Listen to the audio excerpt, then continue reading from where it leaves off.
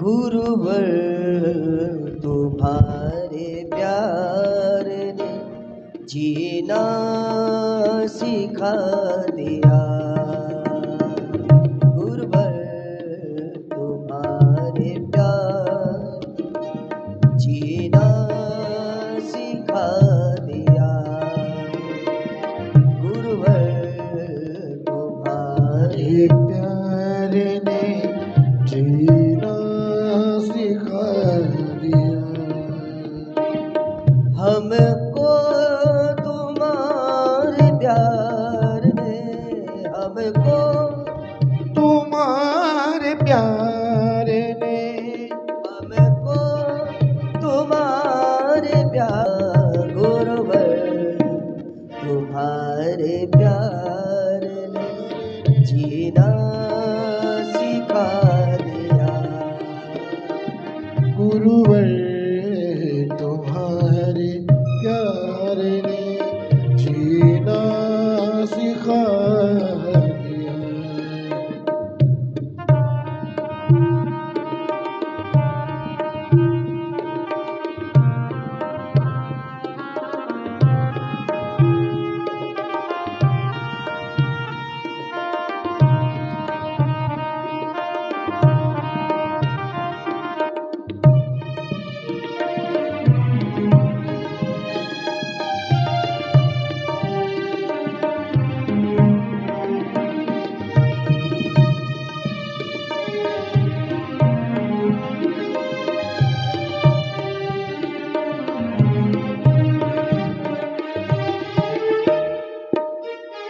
भूला हुआ था रास्ता, भटका हुआ था मैं। भूला हुआ था रास्ता, भटका हुआ था मैं। ओ भूला हुआ था रास्ता, भटका हुआ था मैं। भूला हुआ था रास्ता, भटका हुआ था मैं। ओ भूला हुआ था रास्ता, भटका हुआ था मैं। भूला हुआ था रास्ता, भटका हुआ था मैं। किस्मत ने मुझको आपके, किस्मत ने मुझको आपके नजदीक ला दिया। किस्मत ने मुझको आपके नजदीक ला दिया। हाँ गुरुवर तुम्हारे प्यार ने जीना सिखा दिया। गुरुवर तुम्हारे प्यार ने जीना सिखा दिया।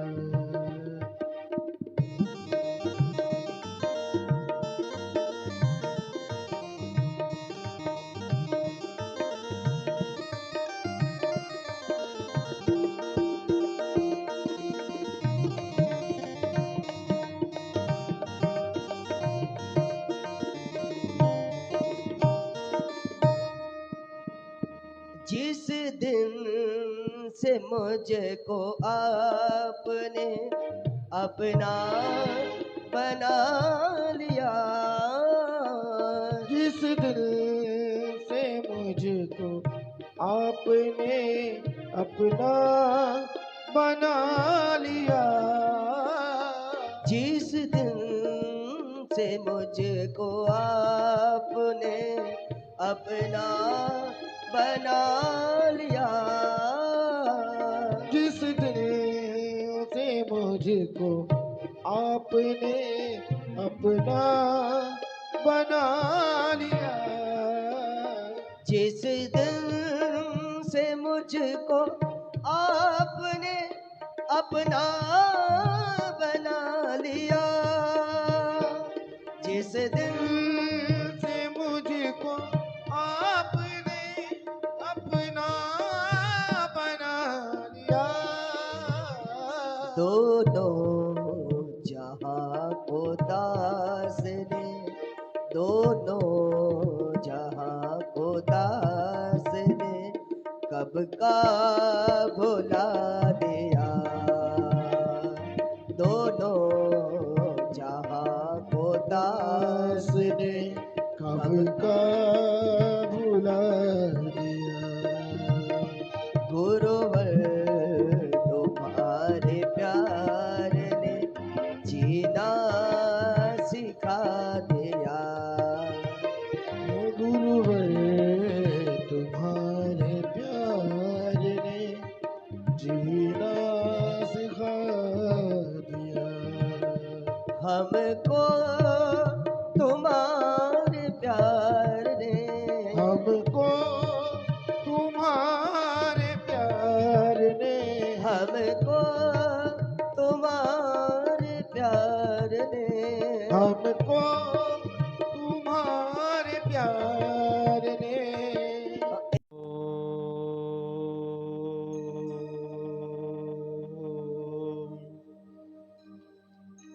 वर्णानामर्थ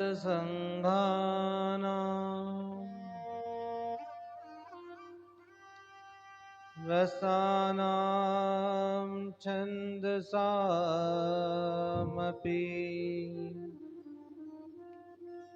मङ्गलानां च कर्तारो वन्दे वाणी विनायको।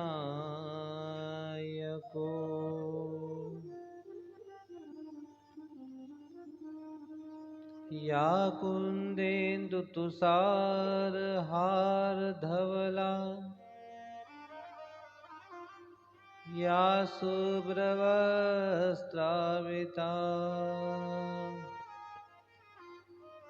या वीणावरदण्डमण्डितकरा या श्वेतपद्मासना या ब्रह्माच्युतशङ्करप्रभृति देवी सदा वन्दिता। सा मां पातु सरस्वती भगवती निःशेषजाड्यापहा। अज्ञानातिमिरान्धस्य ज्ञानाञ्जनशलाकया चक्षुर्मीलितं येन तस्मै श्रीगुरुवे नमः। ध्येयं सदा परिभवग्नमभीष्टदोहम् तीर्थास्पदं शिविरं च नुतं शरण्यं। भीत्यार्तिहं प्रणतपालभवाब्धिपोतं वन्दे महापुरुषते चरणारविन्दम्।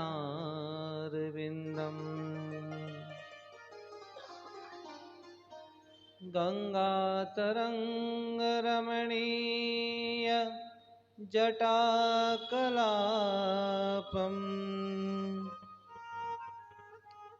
गोरे निरन्तरविभूषितवामभागम्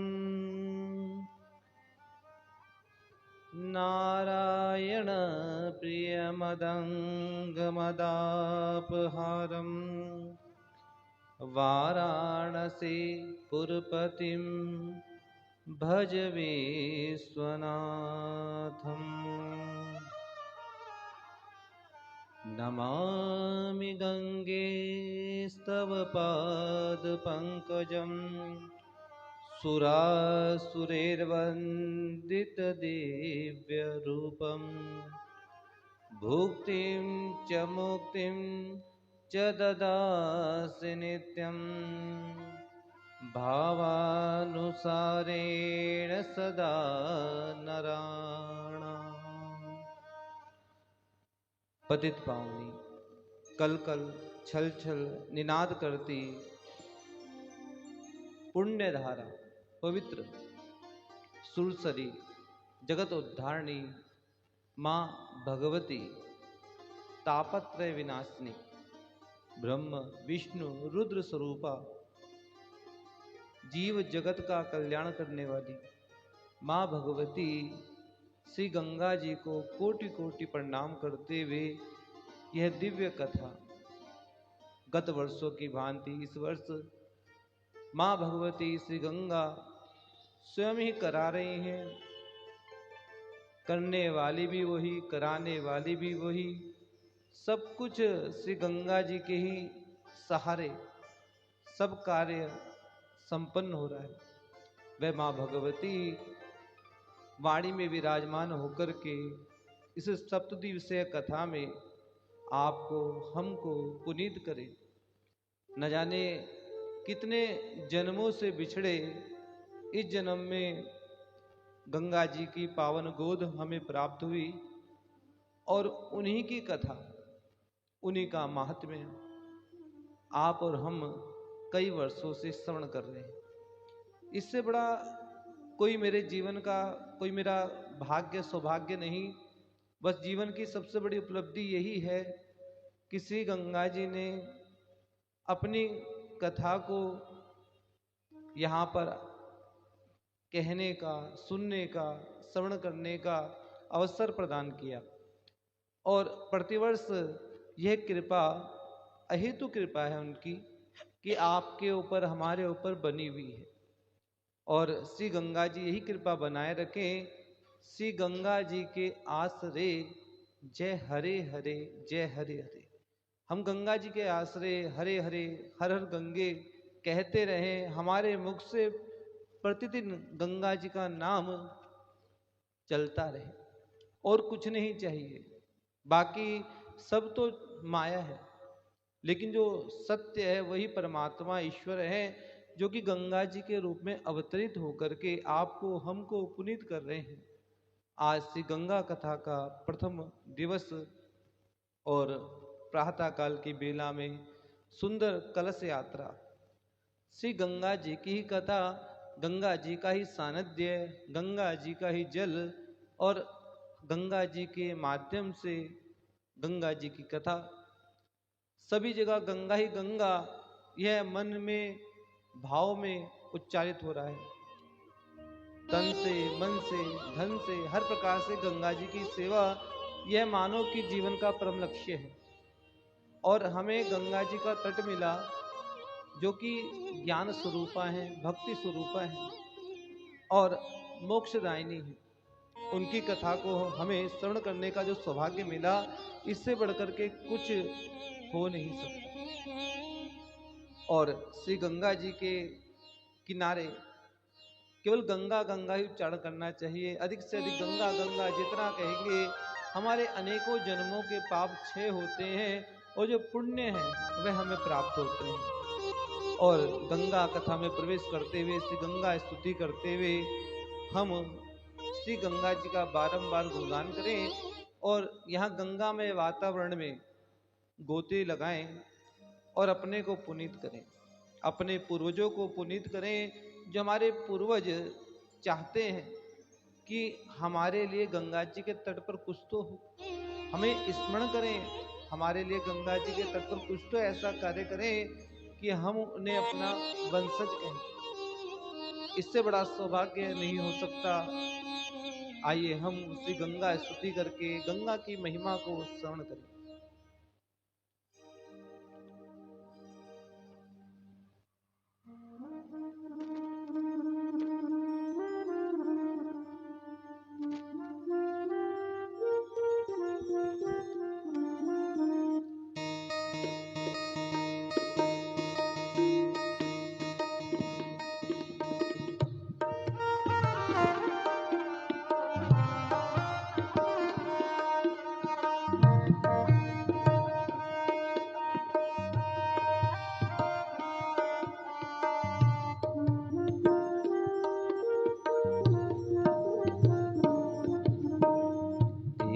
सुरेश्वरी भगवती गंगे, त्रिभुवन तारणी तरल तरंगे, शंकर मौले विहारिणि विमले, मम मतिरास्तां तव पद कमले।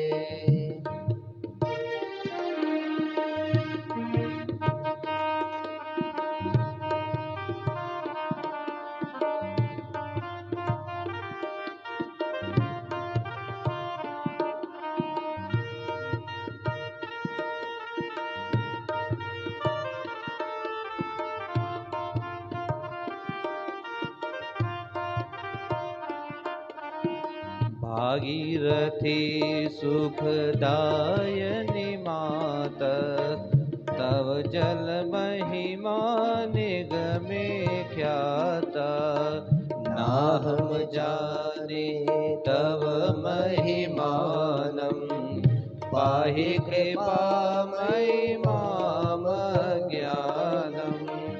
हरिपद पाद्य तरंगिणी गंगे, हिम विदुमुक्ता धवल तरंगे, दूरी कुरूपम दुष्कृति भारम, गुरु कृपया भव सागर पारम।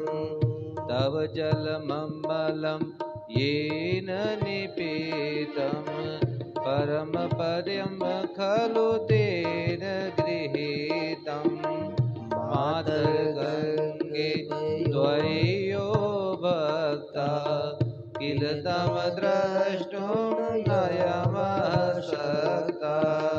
पतितोद्धारणे जानवी गंगे, खंडित गिरिवर मंडित भंगे, भीष्म जननी है मुनिवर कन्ये, पतित निवारिणि त्रिभुवन धन्ये। कल्पलतामिव फलदां लोके, प्रणमत्यस्त्वां न पतति शोके। पारावार विहारिणि गंगे, विमुख युवति के तरलापांगे। तव चिन्माता स्रोतस्नाता, पुनरपि जठरे सोऽपि न जाता। नरक निवारिणि जानवी गंगे, कलुष विनाशिनि महिमोत्तुंगे। पुनरसदंगे पुण्यतरंगे, जय जय जानवी करुणापांगे। इंद्रमुकुटमणि राजित चरणे, सुखदे शुभदम भेद्य शरण्ये। रोगम शोकम तापम पापम, हर मे भगवती कुमति कलापम। त्रिभुवन सारे वसुधाहारे, तुमसि गतिर्मम खलु संसारे। अलकानंदे परमानंदे, गुरु करुणामयि कातर वंदे। तव तट निकटे यस्य निवासा, खलु वैकुंठे तस्य निवासा।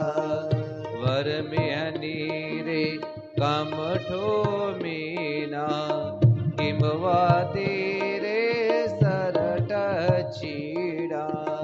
अथवा शपचो मलिनो देना, तव नहीं दूरे निपति पुलीना।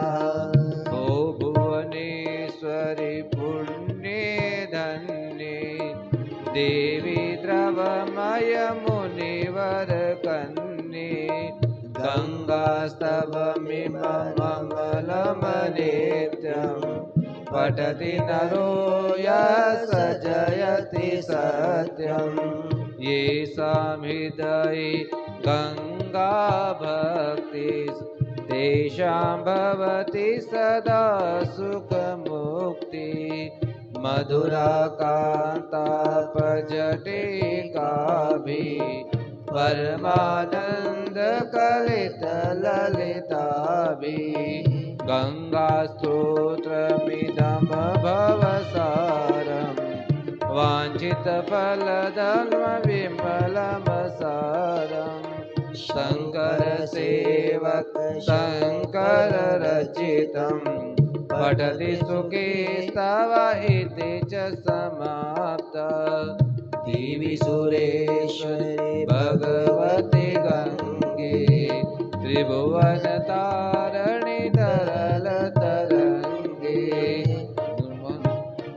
गंगा मैया तुम्हारी जय जय हो गंगा मैया तुम्हारी जय जय हो गंगा मैया तुम्हारी जय जय हो गंगा मैया तुम्हारी जय जय हो हे दुख निवारणी जय जय हो हे दुख निवारणी जय जय हो माँ पितरों की तारणी जय जय हो माँ पितरों की तारिणी जय जय हो गंगा मैया तुम्हारी जय जय हो गंगा मैया तुम्हारी जय जय हो गंगा मैया तुम्हारी जय जय हो श्री गंगा मैया तुम्हारी जय जय हो गंगा मैया तुम्हारी जय जय हो गंगा मैया तुम्हारी जय जय हो श्री गणेशाय नमो नमः ओम नमो गंगाय विश्वरूपिणे नारायणे नमो नमः। पतित पावनी श्री गंगा जी की कथा में प्रवेश करते हुए अपने गुरु महाराज का, अपने इष्ट देवता, कुल देवता, ग्राम देवता, स्थान देवता, भूमि देवता, यहाँ के समस्त संत, इस पवित्र भूमि के संत, यहाँ के तीर्थ पुरोहित, सभी ब्राह्मण समाज, व्यापार मंडल, समस्त व्यापारी भाई बंधु और समस्त हरिद्वार गंगावासी सभी का कोटि कोटि वंदन करते हुए और माँ भगवती श्री गंगा जी का स्मरण करते हुए यहाँ पर उपस्थित वरिष्ठ जन श्री चंद्र प्रकाश जी और सभी मातृ शक्ति सभी को वंदन करते हुए और संगीताचार्य श्री महंत प्रदीप गोस्वामी जी, हमारे अनुज श्री हिमांशु जी छलिया और हमारे आचार्य श्री रवि पारासर जी और सभी श्री संजय शर्मा जी, श्री सुधीर दंडयाल जी, सभी विप्रवृंद आदि सभी का यहाँ पर इस यज्ञ में उपस्थित सभी ने तन से, मन से, धन से इस संकल्प को पूर्ण करने में सहायक हो रहे हैं, क्योंकि जो संकल्प है वह संकल्प तो व्यक्ति के मन का होता है। वो जो मन का संकल्प है, उस मन के संकल्प को पूर्ण करने के लिए जो इस यज्ञ में उपस्थित हो रहे हैं, तो श्री गंगा जी ने उन्हें भेजा है।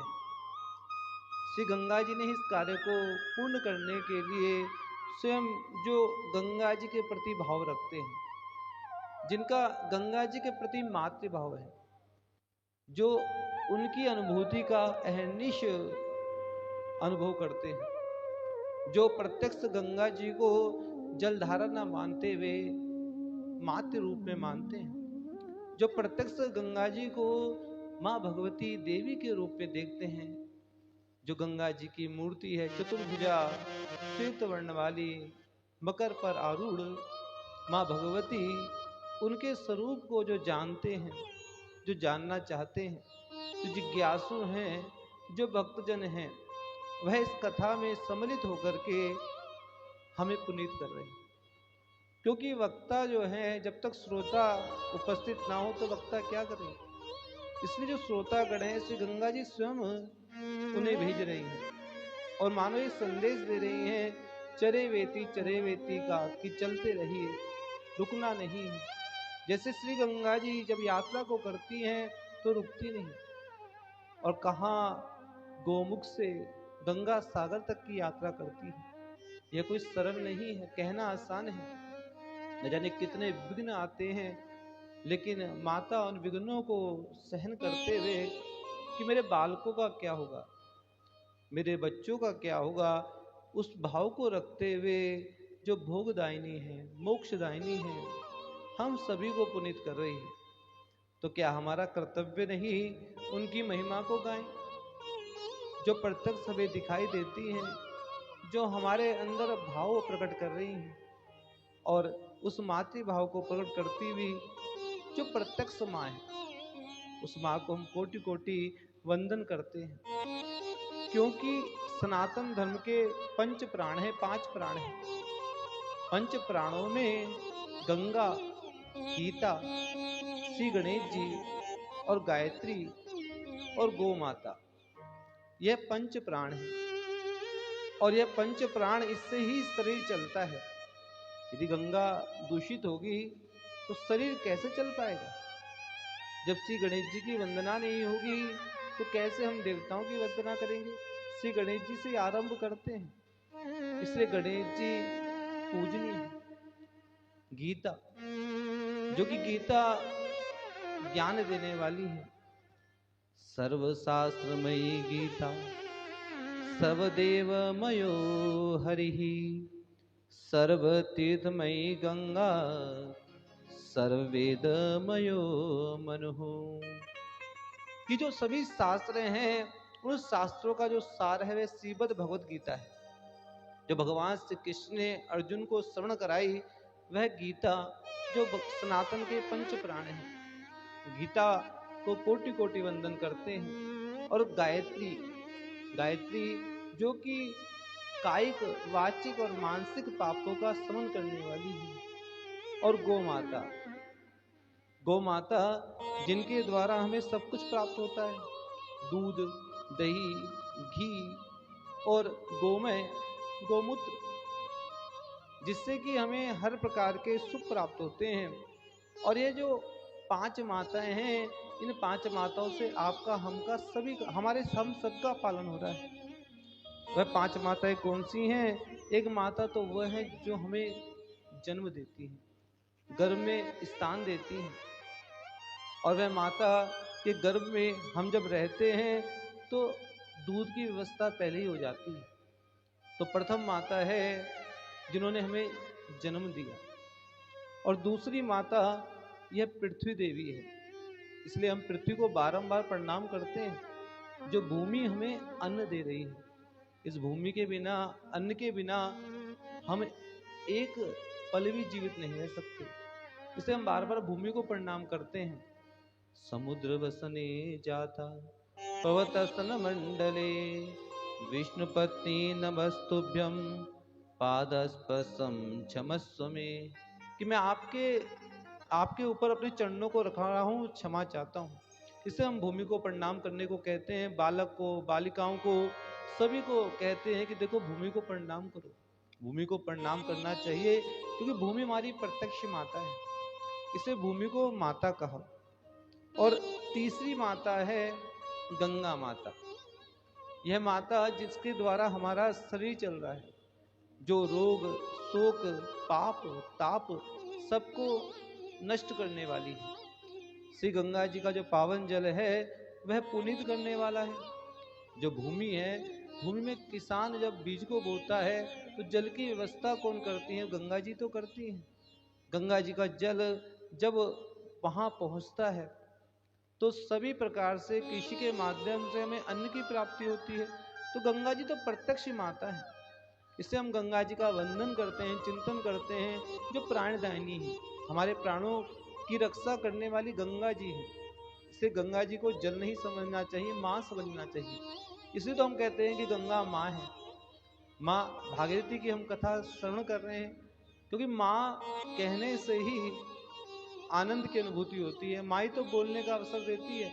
जब माँ बोलते हैं तो मुंह खुल जाता है, और जब बाप बोलते हैं तो बंद हो जाता है, क्योंकि माँ बोलने का अवसर देती है कि बोल बेटा। और कुछ चाहे उल्टा बोले सीधा बोले, बालक को जो बोलने का जितनी सामर्थ्य है माँ ही देती है। इसलिए माँ पूजनीय है। गंगा माता जो हम सभी जीवों का पालन कर रही है, कोई भेदभाव नहीं करती, छोटा बड़ा किसी के प्रति उनके मन में भाव नहीं, सबके प्रति मातृभाव रखती हैं। जैसे माता पिता के लिए सब संतानें एक ही होती हैं, वह कोई भेद नहीं करते। लेकिन संतान मन में गलत विचारों को ले आती है। इसलिए माता पिता कभी बालकों में बालिकाओं में भेद नहीं करते, वह तो सबको एक समान समझते हैं। इस कारण से जो गंगा मैया है ना, पूजनीय है। और चौथी माता है वेद माता, जो ज्ञान को देने वाली है। माँ गायत्री है, जो कायिक वाचिक मानसिक पापों का शमन करने वाली है। इसलिए गायत्री को माता कहा। जो गीता है, गीता के द्वारा ज्ञान की प्राप्ति होती है, और इसलिए यह पूजनीय है। और पांचवी माता है गौ माता, जिनके द्वारा शरीर पुष्ट हो रहा है, दूध से, दही से, घी से। भोजन में घी चाहे एक बूंद ही क्यों ना हो, वह अवश्य होना चाहिए। शुद्ध गाय माता का जो घी है वह भोजन को पवित्र बना देता है। क्योंकि भोजन जो है उसमें कई प्रकार की दृष्टियां भी लग जाती हैं। आप बाजार से मिठाई ले रहे हैं, किसी और की भी तो दृष्टि लगी होगी। वो बेचारा चाहता है मिठाई खाऊं, लेकिन उसके पास धन नहीं। तो ये दृष्टि जो दोष है, उस दोष का निवारण हो जाता है। जो अन्न है, अन्न में जो दोष है, उस दोष को शुद्ध देसी घी दूर कर देता है। इसलिए गौ माता पांचवी माता है, क्योंकि माता भी तो अपने बच्चे को जो अन्न देती है उसका परीक्षण करती है। कहीं इस अन्न में ऐसा कुछ तो ना है कि जिससे कि बालक की देह को कोई नुकसान हो सके। इसे माँ कितना ध्यान रखती है। इसलिए जो गौ माता है वो माँ है, और प्रत्यक्ष माँ शब्द कहती है गौ माता। इसलिए प्रत्येक हम सनातनियों को गौ की सेवा करनी चाहिए। प्रथम रोटी तो गौ माता को देनी चाहिए, यह प्रत्येक सनातनी को करना चाहिए। इसे गौ माता पूजनीय है। कितना ध्यान रखती है अपनी संतान का, कि अगर हमारे शरीर में कुछ गलत भी चला गया जाने अनजाने में, तो उसको भी नष्ट कर देती है। ब्राह्मणों के द्वारा, वेद मंत्रों के द्वारा गौ माता का ध्यान किया जाता है। जो गोमूत्र है, गाय का दूध, दही, घी, गोमय और गोमूत्र, जिसे हम पंचगव्य कहते हैं। यत्तुगस्तं पापम देह तिष्ठति माम के, प्रासनात् पंचगव्यस्य देहदग्नि वेदनम। कि हमारे शरीर में जो कोई पाप ऐसे हों जो हड्डियों में छिप गए हों और जो निकल ना रहे हों, वह पाप हमें आगे ना बढ़ने दे रहे हों, तो जो पंचगव्य है, जो हड्डियों में भी जो पाप फंस गए हैं, उन पापों को दूर कर देता है। ऐसा पंचगव्य में शक्ति है। ये जो पांच माताएं हैं, इनका प्रतिदिन स्मरण करना चाहिए, इनकी सेवा करनी चाहिए। यह प्रत्येक हम सनातनियों को करना चाहिए। इसलिए गंगा जी की कथा को श्रवण करते हुए अपने अंदर मातृभाव को लाना चाहिए। यह कथा ऐसी है कि जो मातृभाव हमारे मन में आए, और मन में मातृभाव जब आता है तो गंगा जी के प्रति जो भावना है वह प्रगाढ़ हो जाती है। गंगा जी तो वहीं रहती हैं जहां पर सौंदर्य हो, गंगा जी के प्रति आस्था हो, गंगा जी के प्रति मातृभाव हो, गंगा जी के प्रति स्वच्छता का भाव हो, और गंगा जी के प्रति साक्षात देव भावना हो कि हम गंगा जी को यदि देख रहे हैं तो देवता रूप में देख रहे हैं। इसे जब गंगा जी को देव रूप में देखते हैं तो ही गंगा कथा के माध्यम से संदेश आप तक पहुंच जाता है। इसे गंगा जी निष्कपटता, गंगा जी के प्रति प्रेम, उनकी अनुभूति, भक्ति को देने वाली, ज्ञान को देने वाली, वैराग्य को देने वाली है श्री गंगा जी। और यह साक्षात रस समुद्र है। श्री गंगा जी अमृत द्रव है, या कहें कि साक्षात ब्रह्म द्रव है। और ब्रह्म द्रव है तभी तो गंगा जी को भगवान शंकर ने अपने मस्तक पर विराजमान किया। पवित्राणाम पवित्रम या मंगलानां च मंगलम, महेश्वर शिरो भ्रष्ट सर्व पाप हरा शुभः। भगवान शंकर की जटाओं से निकली हुई श्री गंगा जी जो सभी को पुनीत कर रही है, शुभ कारिणी है, देखने मात्र से ही शुभ को करने वाली है। गंगे तव दर्शनात् मुक्ति, दर्शन मात्र से जो मुक्ति को देने वाली है। और गंगा जी का स्मरण करने से सभी पापों का जो शमन हो जाता है।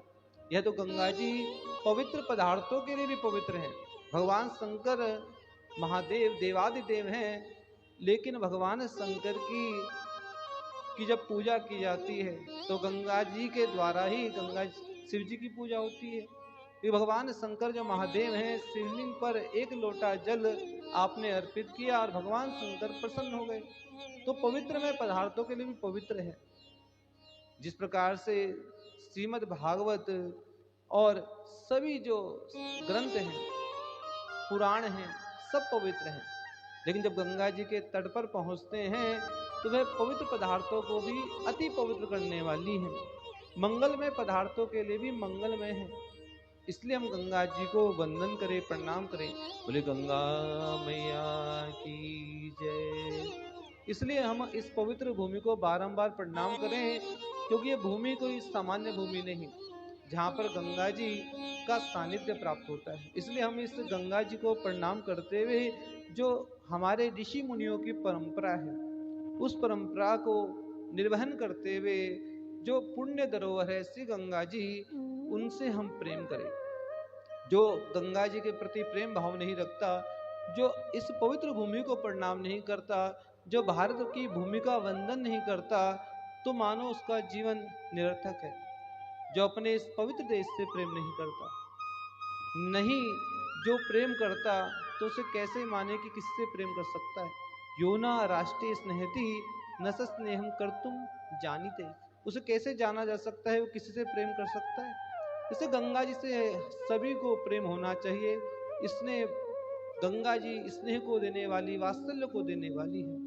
हमें तो गर्व होना चाहिए, हम उस देश के वासी हैं जिस देश में गंगा बहती है। होठों पे सच्चाई रहती है, जहाँ दिल में सफाई रहती है। हम उस देश के वासी हैं जिस देश में गंगा बहती है। इसलिए श्री गंगा जी हमारे इस पवित्र भारत की भूमि को पुनीत कर रही है। इसलिए पंच प्राण है गंगा जी। इसलिए गंगा जी का नित्य वंदन करना चाहिए। कैसे करें कि हमसे वंदन नहीं होता, पूजा नहीं होती। तुलसी बाबा ने तो कितना सरल कर दिया, एक घड़ी आधी घड़ी, आदि से पुनियाद, तुलसी सत्संग कीजिए, कटे कोटि अपराध। आइए हम भी सत्संग करें।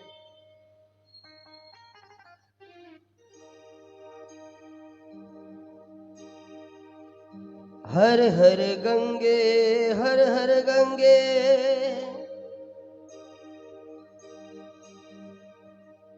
गंगा गंगा नाम को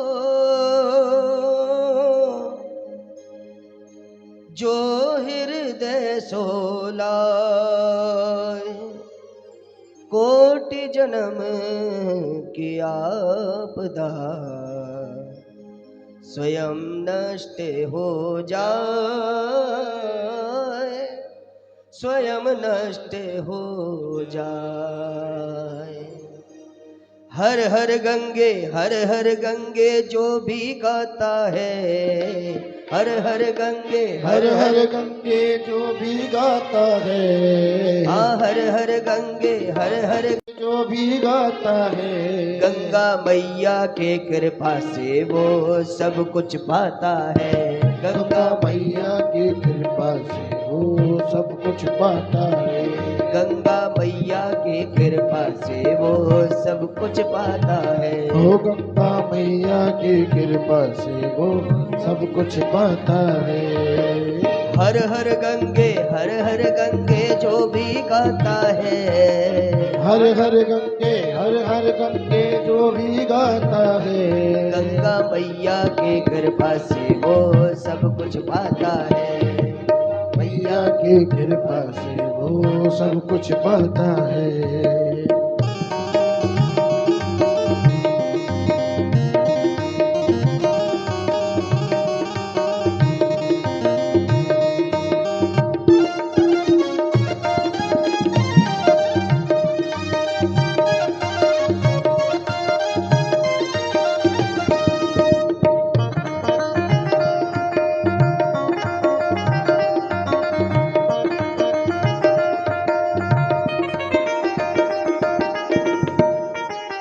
सुख दुख जीवन के दो पहिए सदा ही चलते जाए, सदा ही चलते जाए, सदा ही चलते जाए। सुख दुख जीवन के दो पहिए सदा ही चलते जाए, सदा ही चलते जाए, सदा ही चलते जाए। जो भी उलझा इस चक्कर में छूट कभी ना पाए, छूट कभी ना पाए, छूट कभी ना पाए। जो भी उलझा इस चक्कर में छूट कभी ना पाए, छूट कभी ना पाए, वो छूट कभी ना पाए। तट पे आकर जो मैया का ध्यान लगाता है, तट पे आकर जो मैया का ध्यान लगाता है, हाँ तट पे आकर जो गंगा जी को अर्घ चढ़ाता है, तट पे आकर जो गंगा को अर्घ चढ़ाता है, गंगा मैया की कृपा से वो सब कुछ पाता है। गंगा मैया की कृपा से वो सब कुछ पाता है। हाँ गंगा मैया की कृपा से वो सब कुछ पाता है। वो गंगा मैया की कृपा से वो तो सब कुछ पाता है। हर हर गंगे जो भी गाता है, हर हर गंगे जय जय गंगे जो भी गाता है। हर हर गंगे जो भी गाता है, हर हर गंगे जो भी गाता है। गंगा मैया की कृपा से वो सब कुछ पाता है। गंगा मैया की कृपा से वो सब कुछ पाता है। गंगा मैया की कृपा से वो सब कुछ पाता है। वो गंगा मैया की कृपा से वो सब कुछ पाता है। की कृपा से वो सब कुछ पाता है। गंगा मैया की कृपा से वो सब कुछ पाता है। गंगा मैया तुम्हारी जय जय हो, गंगा मैया तुम्हारी जय जय हो। भागीरथी तुम्हारी जय जय हो, भागीरथी तुम्हारी जय जय हो। जानवी तुम्हारी जय जय हो, जानवी तुम्हारी जय जय हो। गंगा मैया तुम्हारी जय जय हो, गंगा मैया तुम्हारी जय जय हो। गंगा मैया तुम्हारी जय जय हो। हे गंगा मैया तुम्हारी जय जय हो। गंगा मैया तुम्हारी जय जय हो, गंगा मैया तुम्हारी जय जय हो। गंगा मैया तुम्हारी जय जय हो। गंगा मैया तुम्हारी जय जय हो। जय जय गंगे हर हर गंगे, जय जय गंगे हर हर गंगे, जय जय गंगे हर हर गंगे, जय जय गंगे हर हर गंगे, जय जय गंगे हर हर गंगे, जय जय गंगे हर हर हर गंगे, जय जय गंगे हर हर गंगे, जय जय गंगे हर हर गंगे, जय जय गंगे हर हर गंगे, जय जय गंगे हर हर गंगे। गंगा मैया की सब कुछ पाता है। बोले गंगा मैया की जय। इस संसार में कोई ना कोई किसी ना किसी प्रकार से दुखी है।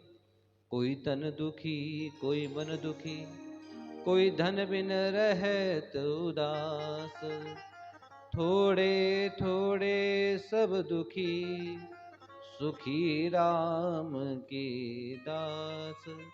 इस संसार में कोई तन से, कोई मन से, कोई धन से, किसी ना किसी प्रकार से दुखी है। ये संसारी दुखालय है। अब दुखालय में जाकर के आप सुख की दवा लो तो कौन देगा?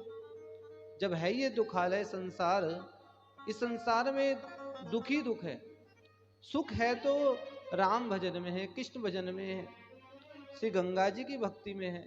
असली सुख वही है, बाकी तो सब चल रहा है। क्योंकि वास्तव में देखा जाए जो सुख भगवान की भक्ति में वो कहीं भी नहीं। कितना ही धन कमा लो, बाद में धन भी चुभता है।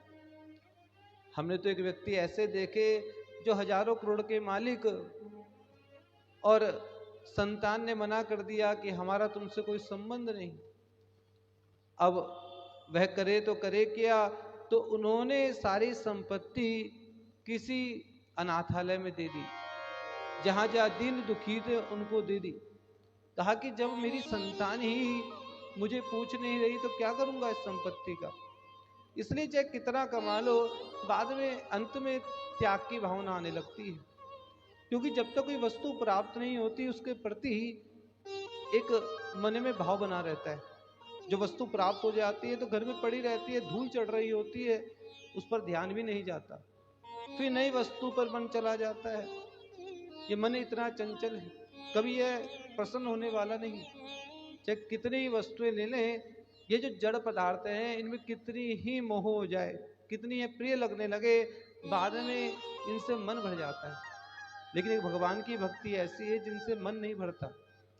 कृष्ण भक्ति, राम भक्ति, गंगा भक्ति, ये साम हृदय गंगा भक्ति। जिसके हृदय में गंगा भक्ति जागृत हो जाए तो समझो से अंदर ही अंदर एक अनुभूति हो रही है।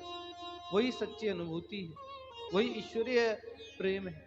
यह प्रत्येक प्राणी को होना चाहिए। फिर ये संसार का जो दुख है उसे दुख नहीं लगेगा। जो दूसरे को देख करके हम प्रसन्न नहीं होते, यह इसीलिए तो क्योंकि हमारे अंदर काम, क्रोध, लोभ, मोह, मत्सर, अविद्या, आसक्ति, इन्हें हमने जगह दे दी। जब इन्हें जगह दी तो इन्होंने जगह पा करके अपना अड्डा जमा लिया, आधिपत्य जमा लिया। जो देवीय गुण थे उन गुणों को नष्ट तो नहीं किया, लेकिन वो छिप गए। और जो ये वाले गुण थे अवगुण, ये अवगुण जो है बाहर आने लगे। और ये अवगुण जब बाहर आने लगे तो किसी की यदि संपत्ति भी देखते हैं हमें प्रसन्नता ही नहीं होती।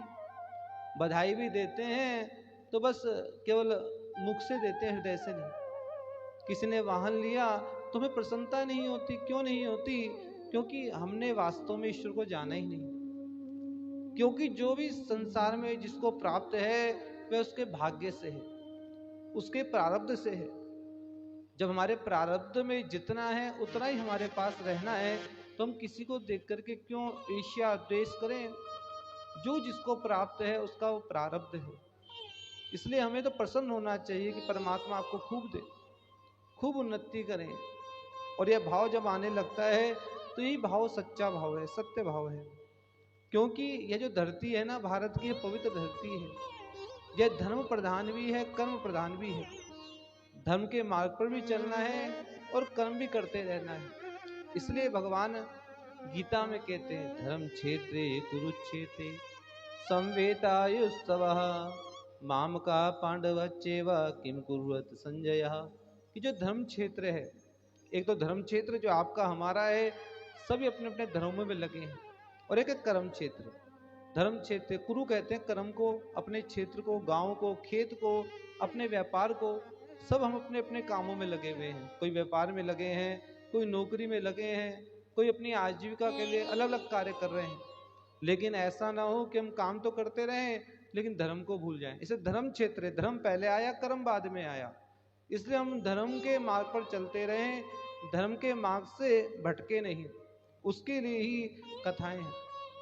एक समय नारद जी ने भगवान नारायण से पूछा कि आपका प्रिय भक्त कौन है। भगवान नारायण ने कहा कि मैं बताता हूं। नारद जी तो इस विश्वास में थे कि मेरा ही नाम लेंगे, तो बार बार कहने लगे बताओ तो सही। भगवान ने कहा बताएंगे बताएंगे। अब नारद जी ने कहा कि नहीं, बताना पड़ेगा। इस पर भगवान नारायण नारद जी को लेकर के गए और एक खेत में एक किसान वह हल को चला रहा था और बीज को बो रहा था, और बीज बोते बोते भगवान का स्मरण कर रहा था। नारायण नारायण श्रीमन नारायण नारायण नारायण नारायण नारायण श्रीमन नारायण नारायण नारायण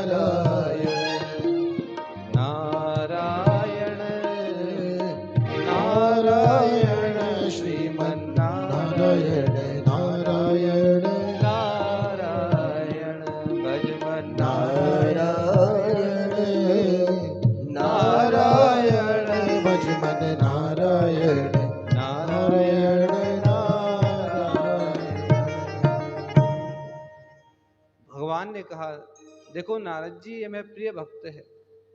नारद जी ने कहा मैं तो अहरनी 24 घंटे वीणा वादन करता हूँ और आपका ही नाम करता हूँ, नारायण नारायण कहता हूँ। भगवान कहने लगे देखो यह गृहस्थ जीवन में रहते हुए कर्म कर रहा है, क्योंकि कर्म भी कर रहा है धर्म भी कर रहा है, तो दोनों का साथ चाहिए। कि यदि हम कर्म कर रहे हैं तो धर्म भी साथ होना चाहिए, और धर्म कर रहे हैं तो कर्म भी साथ होना चाहिए। चाहे दोनों कार्य कर रहे हैं। देखो ना, भगवान का नाम ले रहे हैं कि कलियुग की तो नाम की महिमा है कि हमारे मुख से नाम भगवान का उच्चारित होता रहे। अच्युत केशव माधव गोपिका वल्लभ जानकी नायक, भगवान के प्रिय नाम हमारे मुख से बारंबार निकलते रहे। और कहा कि देखो मेरा प्रिय भक्त है। नारद जी समझ गए कि भगवान को वह भक्त अति प्रिय लगता है कि जो प्रत्येक परिस्थिति में भगवान का नाम लेता है। हम सोचते हैं कि यदि हमारे पास धन आ जाए, खूब धन आ जाए, सारी हम जिम्मेदारियां निभा लें, उसके बाद भगवान का नाम लेंगे तो कहाँ निकलने वाला है। इसलिए जो भगवान का नाम निकल जाए, जो भगवान के लिए सेवा हो जाए, वही सेवा अपनी है, वही अपना अकाउंट में जमा है, वही पुण्य है। बाकी तो सब चल रहा है, क्योंकि जो हमने संचित किया, ये जो संचित पुण्य है यही रक्षा करने वाले हैं। अब अकाउंट में तो कुछ है नहीं, अकाउंट तो खाली हो गया लोगों को आशीर्वाद दे दे करके, अपने पास तो कुछ बचा नहीं। यदि आशीर्वाद भी दे रहे हैं ना, तो अपने पास भी तो पुण्य होने चाहिए। जब अपने पुण्य क्षय हो जाएंगे तो हम किसी को क्या आशीर्वाद देंगे। इसे स्वयं भी तो पुण्यों को संचित करना पड़ेगा। जो संचित पुण्य है ना, यही रक्षा करते हैं। रक्षन्ति पुण्यानि पुरा कृतानि, ये पुण्य आकर के खड़े हो जाते हैं। किसी को बहुत रोग भी लग जाए, व्याधियां आ जाए, आर्थिक समस्याएं आ जाए, और इन समस्याओं में ये पुण्य ही काम आते हैं। उस समय तो यदि धन की आवश्यकता हो तो अपना प्रिय व्यक्ति भी धन नहीं देता, कहता है कि भैया है नहीं। लेकिन आपके पास यदि पुण्य रूपी धन है, अर्थात आपके पास पुण्य है, तो भगवान व्यवस्था कहीं ना कहीं से करा देंगे। इसलिए रक्षन्ति पुण्यानि पुरा कृतानि, पुण्यों को अधिक से अधिक संचित करना चाहिए। अब इन्वर्टर में जो है लाइट तो है नहीं, इन्वर्टर में जमा तो कुछ है नहीं, तो कैसे बल्ब जलेगा। इसे पुण्य अधिक से अधिक संचित करें। जब पुण्य संचित होंगे तो उन पुण्यों से ही रक्षा होने वाली है, पुण्यों से ही कार्य की सिद्धि होने वाली है। इसलिए पुण्यों को संचित करना चाहिए। इसलिए ये जो धरती है बड़ी महान है, देवता भी तरसते हैं इस धरती के लिए। अहो अनीशाम किमकारी शोभनम, प्रसन्न ऐसाम सुदुता स्वयं हरिः, ये जन्म लब्धा निशु भारता जिरे मुकुंद सेवो पैकम स्प्राहिनः। इसलिए देवता कहते हैं यदि मानव रूप हमें मिले तो भारत की धरती में देना। ये भारत की धरती बड़ी पुनीत है। यह भारतवासी भगवान की पूजा करते हैं। यह प्रत्येक प्राणी में भी नारायण को देखते हैं। इसलिए भारत की जो धरती बड़ी पुनीत है, जहाँ पर गंगा जी का दर्शन सुलभ है, गंगा जी का जल सुलभ है, जहाँ पर देव पूजा सुलभ है, जहाँ पर भगवान कृष्ण राम की पूजा सुलभ है। आपने देखा भी हाल ही में बांग्लादेश में कि वहाँ पर जो है कोई व्यक्ति ने कह दिया कि सब एक हैं, तो वहाँ पर कितना उसको मार दिया जलाकर। तो कहने का भाव क्या है कि भारत की धरती कैसी है जहाँ पर सभी को पुण्य कर्म करने का अधिकार है। आप कथाओं को श्रवण कर सकते हैं, पूजा कर सकते हैं, यज्ञ कर सकते हैं, दान दे सकते हैं, अनेक प्रकार के सत्कर्म भारत की धरती पर कर सकते हैं। इससे देवता भी तरसते हैं कि हमें यदि जन्म मिले तो भारत की धरती पर मिले, क्योंकि भारत की धरती बड़ी पुनीत है। जो पावन गंगा जल है, इस गंगा जल को हम हाथ में लेकर के अग्नि जो तीर्थ है उस अग्नि तीर्थ में लेकर के इस जल का पान कर सकते हैं। हमारे हाथ में सब कुछ है, देव तीर्थ, ऋषि तीर्थ, पितृ तीर्थ और ब्रह्म तीर्थ, अग्नि तीर्थ, पांचों तीर्थ हमारे हाथों में है। इसे कहा कि गंगा जी की सेवा इस हाथों से हो। ये जो कान है गंगा जी की कथाओं को सुने, यह जो पैर हैं जहाँ जहाँ गंगा जी की कथाएं होती हैं, गंगा जी की आरती होती है, वहाँ जाकर के हम गंगा जी की आरती सुने। जो गंगा जी की आरती होती है सब अब तो सभी घाटों पर होती है। कितना आनंद आ रहा है कि सब जगह गंगा जी की आरती होती है, कितना आनंद आता है। जैसे ब्रह्मकुंड हर की पैड़ी पर होती है, अब उसी प्रकार से अन्य घाटों पर भी आरतियां हो रही हैं। तो सभी गंगा जी का वंदन कर रहे हैं, वंदन करेंगे तो वहाँ पर आसपास भी अच्छा एक वातावरण रहेगा। जहाँ पर पूजा होती है तो आसपास एक अच्छा वातावरण बनता है, क्योंकि जहाँ पर जुआ खेल रहे होंगे तो वहाँ वातावरण अलग होगा, जहाँ पर मदिरा का पान कर रहे होंगे तो वहाँ का वातावरण अलग होगा। उसी प्रकार से जहाँ गंगा जी की आरती होगी, गंगा जी का पूजन होगा, तो वहाँ का वातावरण बड़ा शुद्ध हो जाता है। इसे सभी दुखों को हरने वाली है गंगा जी। गंग सकल मुद मंगल मूला, गंग सकल मुद मंगल मूला, सब सुख करनी हरनी सब सूला। हाँ सब सुख करनी हरणी सब सूला। गंगा जी सभी प्रकार के दुखों को हरने वाली है, कष्टों को हरने वाली है और हर जीव का कल्याण करने वाली है। श्री गंगा जी के संपर्क में यदि कोई पापी व्यक्ति भी आ जाए तो उसके पापों का शमन कर देती है। पहले जिनके द्वारा कोई पाप हो जाया करते थे वह गंगा जी के तट पर आते थे, गौ घाट जो है वहाँ प्रायश्चित करते थे। और पहले जो पुराने हैं लोग बताते हैं तो वहाँ पर एक व्यक्ति उन्हें दंड देने के लिए हाथ में जैसे कहते हैं कोड़े मारना, तो उस प्रकार से दंड भी दिया जाता था, जिससे उसे प्रायश्चित का भान होता था। उसके बाद वो प्रायश्चित करता था, अपने सर के जो बाल हैं उन बालों का त्याग कर देता था, क्योंकि जो बाल है ना सारे पाप आकर के बालों में फंस जाते हैं। इसलिए वह मुंडन करता था और विधि विधान से फिर गंगा स्नान करता था और फिर तब जाकर के वह पुनीत होता था। पूर्व काल की ही बात है, एक चमत्कारपुर नाम का एक नगर था, वह बड़ा ही सुंदर नगर। वहां पर एक ब्राह्मण रहा करते जो कई प्रकार के गुणों से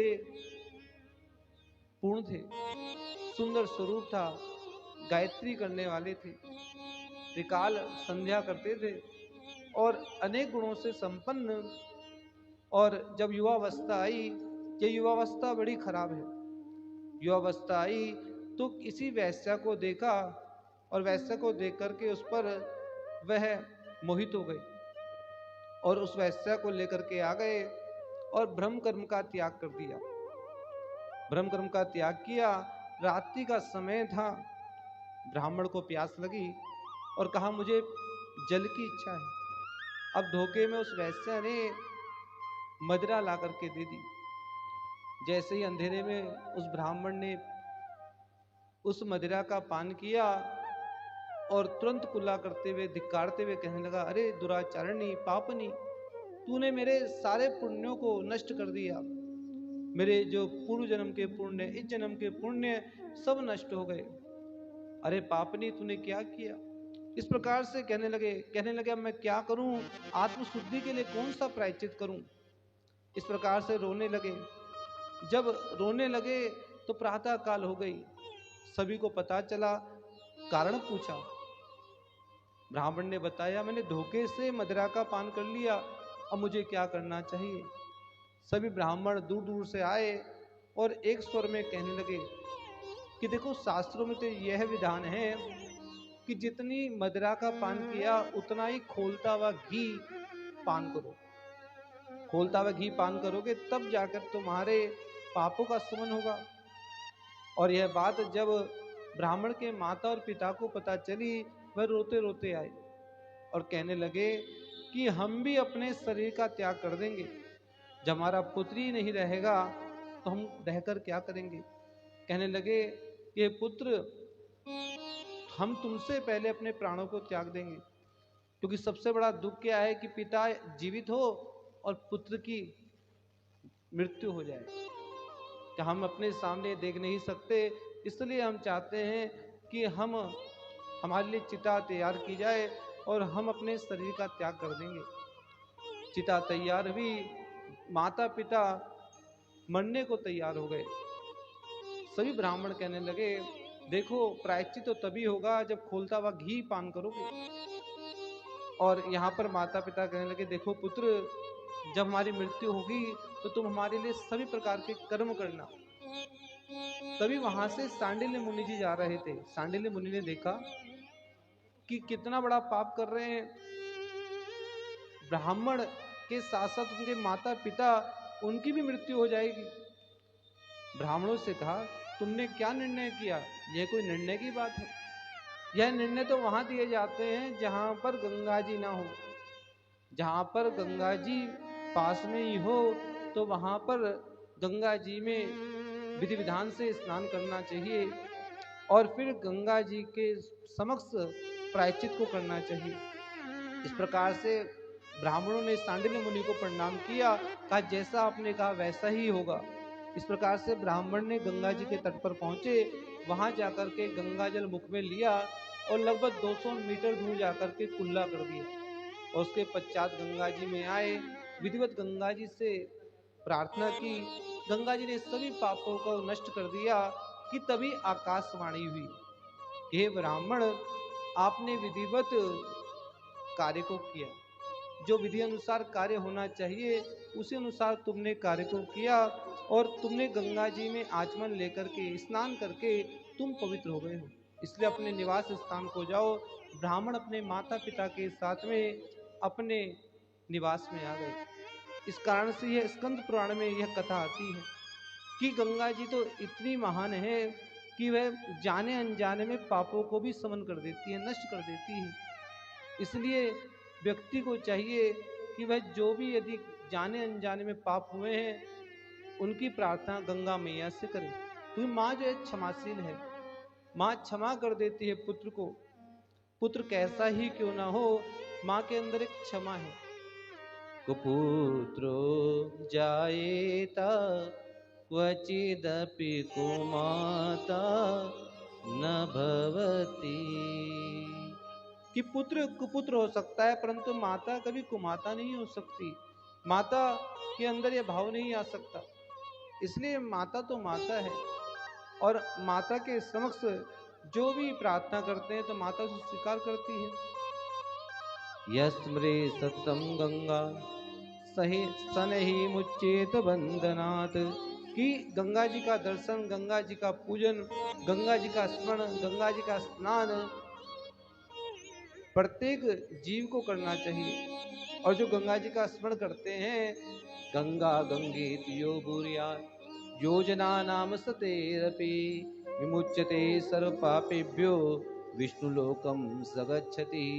जो कई दूर से भी गंगा गंगा कहकर पुकारता है तो गंगा जी उनके सब पापों का शमन कर देती है। तो इस संसार में कौन ऐसा है कि जो बंधन से मुक्त नहीं हो सकता। इसलिए गंगा की महिमा अद्भुत है, गंगा का तट अद्भुत है। इसे गंगा के तट पर रह करके प्रत्येक प्राणी को गंगा जी का स्मरण करना चाहिए, हर हर गंगे कहना चाहिए, क्योंकि पतित पावनी गंगा सब पापों का शमन करने वाली है। तभी तो देवता गा रहे हैं, गायन्ति देवः किल गीत कानि, धन्यास्तु ते भारत भूमि भागे, स्वर्गापवर्गास्पदमार्ग भूते, भवन्ति भूयः पुरुषा सुरत्वात्। यह विशेषता है भारतवर्ष की कि भारतवर्ष की भूमि में जन्म में लेना ही यह सबसे बड़ी विशेषता है, क्योंकि यहाँ पर गंगा जी का सानिध्य सुलभता से प्राप्त हो जाता है। इसलिए सर्व तीर्थमयी गंगा सर्वदेवमयो हरिः, क्योंकि गंगा जी में 3.5 करोड़ तीर्थ वास करते हैं, जिन तीर्थों के विषय में हम सुन भी नहीं सकते, जान भी नहीं सकते। हमारी जो आयु है इतनी आयु नहीं कि हम 3.5 करोड़ तीर्थों को सुन सकें या स्नान कर सकें, लेकिन गंगा जी में स्नान करने से ही 3.5 करोड़ तीर्थ का फल प्राप्त हो जाता है। बोले गंगा मैया की जय। जब भी सुमुहूर्त हो, पुण्य का समय हो, तो ऐसे समय में गंगा स्नान अवश्य ही करना चाहिए। गंगा जी में 33 हर प्रकार के देवता अर्थात गंगा जी में 3.5 करोड़ तीर्थ वास करते हैं। तरति पापादिकम यस्मात्, जो कि पापों का समन करने वाले हैं, इसलिए गंगा तीर्थ है। इसे गंगा को गंगा तो कहते ही हैं, लेकिन देवता से गंगा तीर्थ कहते हैं। बोले गंगा तीर्थ की जय। और सब देव मयोहरी और सभी देवता भगवान हरि में वास करते हैं। 33 कोटि प्रकार के देवता श्री हरि में वास करते हैं। बोले नारायण भगवान की जय। न गंगा सदृशं तीर्थम न देवा केशवात् परः, ब्राह्मणेभ्यः परम नास्ति एव महापितामह। और महाभारत के वन पर्वणि में आया है कि जो गंगा के समान कोई तीर्थ नहीं और हरि के समान कोई देवता नहीं है। केशव हरि, बोले केशव हरि की जय। इसलिए ब्राह्मणों के माध्यम से हरि का पूजन करना चाहिए, ब्राह्मणों के माध्यम से गंगा जी का पूजन करना चाहिए, और यह सभी प्रकार से मुक्त करने वाली है। गीता गंगा च गायत्री गोविंदे ते दयस्तते, चतुर्गकार संयुक्ते पुनर्जन्म न विद्यते। जो गकार युक्त है, गीता गंगा गायत्री गोविंद, ये सभी के सभी मुक्ति को देने वाले हैं। इसलिए पुनर्जन्म न विद्यते, बार बार ये जन्म मरण का चक्कर ही समाप्त हो जाए, क्योंकि जन्म होगा फिर न जाने कोई पाप होगा, और फिर जो पाप होगा तो उनके फल को भोगना पड़ेगा, और फिर यही चक्कर चलता रहेगा। पुनरपि जन्मम पुनरपि मरणम, पुनरपि जन्मम पुनरपि मरणम, पुनरपि जननी जठरे शयनम, पुनरपि जननी जठरे शयनम। इह संसारे खलु दुस्तारे, इह संसारे खलु दुस्तारे, कृपया पारे पाहि मुरारे, कृपया पारे पाहि मुरारे। भज गोविंदम भज गोविंदम, भज गोविंदम भज गोविंदम, भज गोविंदम मूढ़मते, भज गोविंदम मूढ़मते। बोले कृष्ण भगवान की जय। इसलिए भगवान का भजन सभी को करना चाहिए। और श्री गंगा कथा में प्रवेश करते हैं, जो कि स्कंद पुराण के केदार खंड से निश्चित है। और भगवान श्री गणेश जी का ध्यान करते हैं, माँ सरस्वती का ध्यान करते हैं, नारायण भगवान का ध्यान करते हैं। नारायणं नमस्कृत्यं नरं चैव नरोत्तमं देवीं सरस्वतीं व्यासं ततो जयमुदीरयेत्। एक समय वह पावन भूमि जिसे नैमिषारण्य कहते हैं, अरण्य कहते हैं वन को, और जो रथ के पहिए की नोक होती है उसे नेमी कहते हैं। जिस स्थान पर भगवान ने स्वयं चक्र को छोड़ा, ये चक्र जिस स्थान पर गिरेगा वह स्थान बड़ा पावन होगा। सभी देव ऋषि प्रतीक्षा कर रहे हैं कि ऐसा कोई यज्ञ हो, तप हो, जप हो जिससे मानव जाति का कल्याण हो सके। जब भगवान ने चक्र को छोड़ा तो वह चक्र 6.5 पाताल नीचे की ओर जाने लगा। यह देख करके सभी ने प्रार्थना की, तो उसी समय माँ भगवती लक्ष्मी जी वह ललिता देवी के रूप में आई। बोले ललिता मैया की जय। और उन्होंने चक्र को रोका।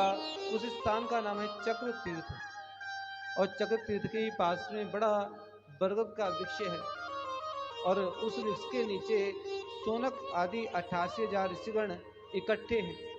एकत्रित होकर के सूर्य जी महाराज से प्रश्न करते हैं, यदक्षरम परब्रह्म रूपादि गुणवर्जितम नाम भेदादिविहीनम निरंजनम अवच्युतम, कि परमेश्वर का वास्तविक रूप क्या है, परमेश्वर का तत्व क्या है।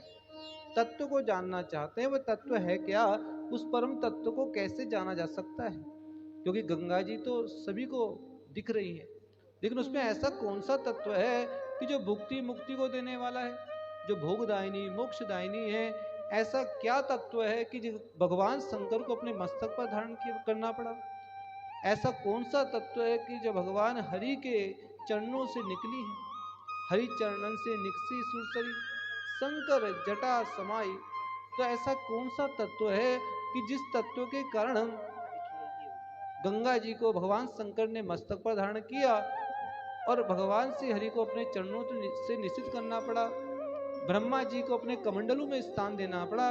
उस तत्व के विषय में जानना चाहते हैं। हमने तो यह भी सुना है कि राजा भगीरथ गंगा जी को लेकर आए, परमपिता परमेश्वर ने किस प्रकार से गंगा जी को धारण किया, गंगा स्नान का महत्व क्या है, गंगा जी के तट पर किया हुआ कर्म क्या फल देने वाला है, गंगा जी के द्वारा किस प्रकार से जीव का कल्याण है। अनेक प्रकार के प्रश्न हमारे मन में हैं।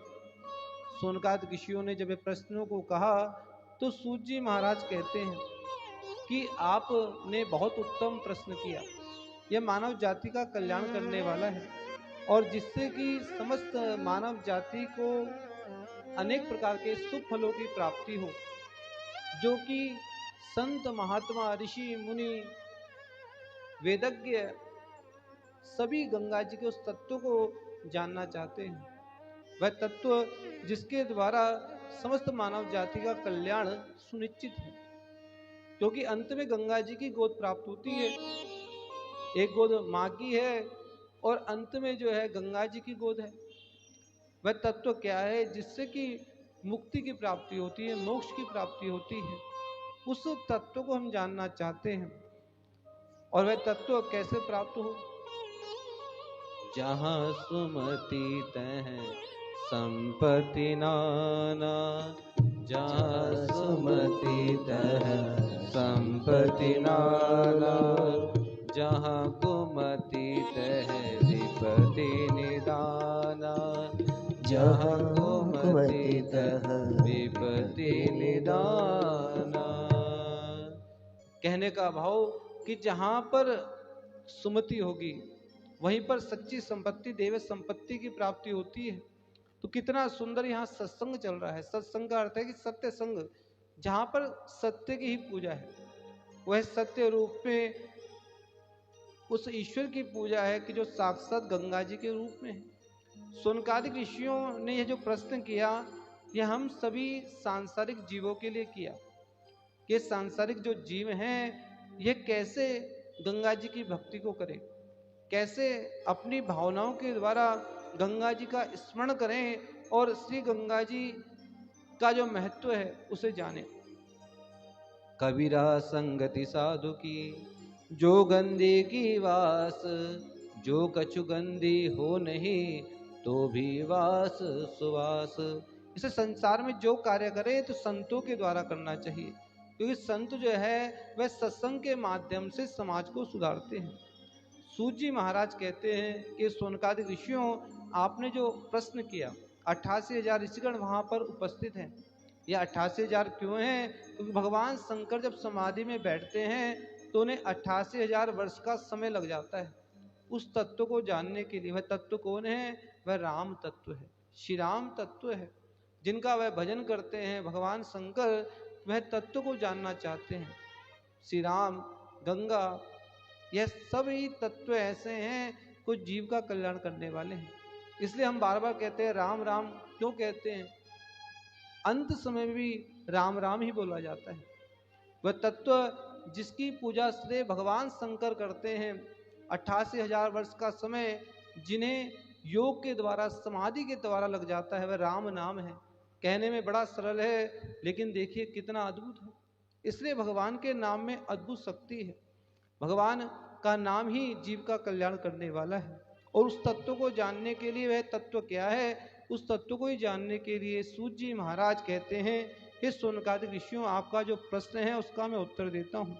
श्रुतम मुनिया सर्वे ये संति श्रोतुमिच्छवः, यदाह भगवान पुत्रो ब्रह्मणा परमात्मना, वसिष्ठो मुनिशार्दूला अरुन्धत्ते तपोधना, तद्वे संप्रति वक्ष्यामि स्वर्गीयं मोक्षदायकम।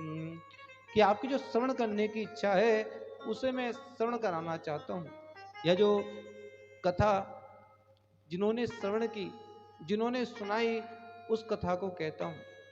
एक समय वशिष्ठ जी जो तपोनिधि हैं, वशिष्ठ जी जो कि ऋषियों में मुनि शार्दूल हैं, श्रेष्ठ हैं, और अरुंधति जी ने सावधान होकर के उनसे प्रश्न किया कि मैं बड़े भाग्यवाली हूँ कि आप मुझे पति रूप में प्राप्त हुए हैं। मैं जानना चाहती हूँ कि परमपिता परमेश्वर इन्हें कैसे जल रूप में उन्होंने अवतार लिया, यह मैं जानना चाहती हूँ। भगवान मुनि शार्दूला त्वमेव मम देवता, सर्वज्ञोऽसि किल प्राज्ञा वद किंचु भवाम्य हम। कि हे भगवान, आप तो सब कुछ जानने वाले हैं, और कलयुग के जो प्राणी हैं ना, वह तप से जप से दूर हो जाएंगे, ईश्वरीय भक्ति से दूर होंगे। इसलिए इन जीवों का, कलयुग के जीवों का कैसे कल्याण होगा, जो मन में अनेक प्रकार के विघ्न हैं वे कैसे नष्ट होंगे, उस कर्म को मैं जानना चाहती हूँ। अरुंधति जी ने कहा कि मेरा प्रश्न बस यही है कि जीव का कल्याण कैसे होगा। सूत जी महाराज कहते हैं, सोनकादि ऋषियों, अरुंधति ने जब यह प्रश्नों को किया तो वशिष्ठ जी नेत्रों को बंद कर लिया, नेत्रों को बंद करके ध्यान अवस्थित हो गए और कहने लगे, हे देवी, तुमने जो मुझसे प्रश्न किया, यह प्रश्न कोई सामान्य नहीं, और इस प्रश्न का मैं तुम्हें उत्तर देता हूँ। यह प्रश्न कोई सामान्य नहीं, यह जो प्रश्न है भगवान शंकर से माँ गौरी ने किया। जब माँ गौरी ने भगवान शंकर से प्रश्न किया, कहा कि आपके मस्तक पर, जटा में जो गंगा जी विराजमान है, उस चरित्र को मैं जानना चाहती हूँ। यह आपने क्यों आपने मस्तक पर धारण किया, यह मेरी जानने की इच्छा है।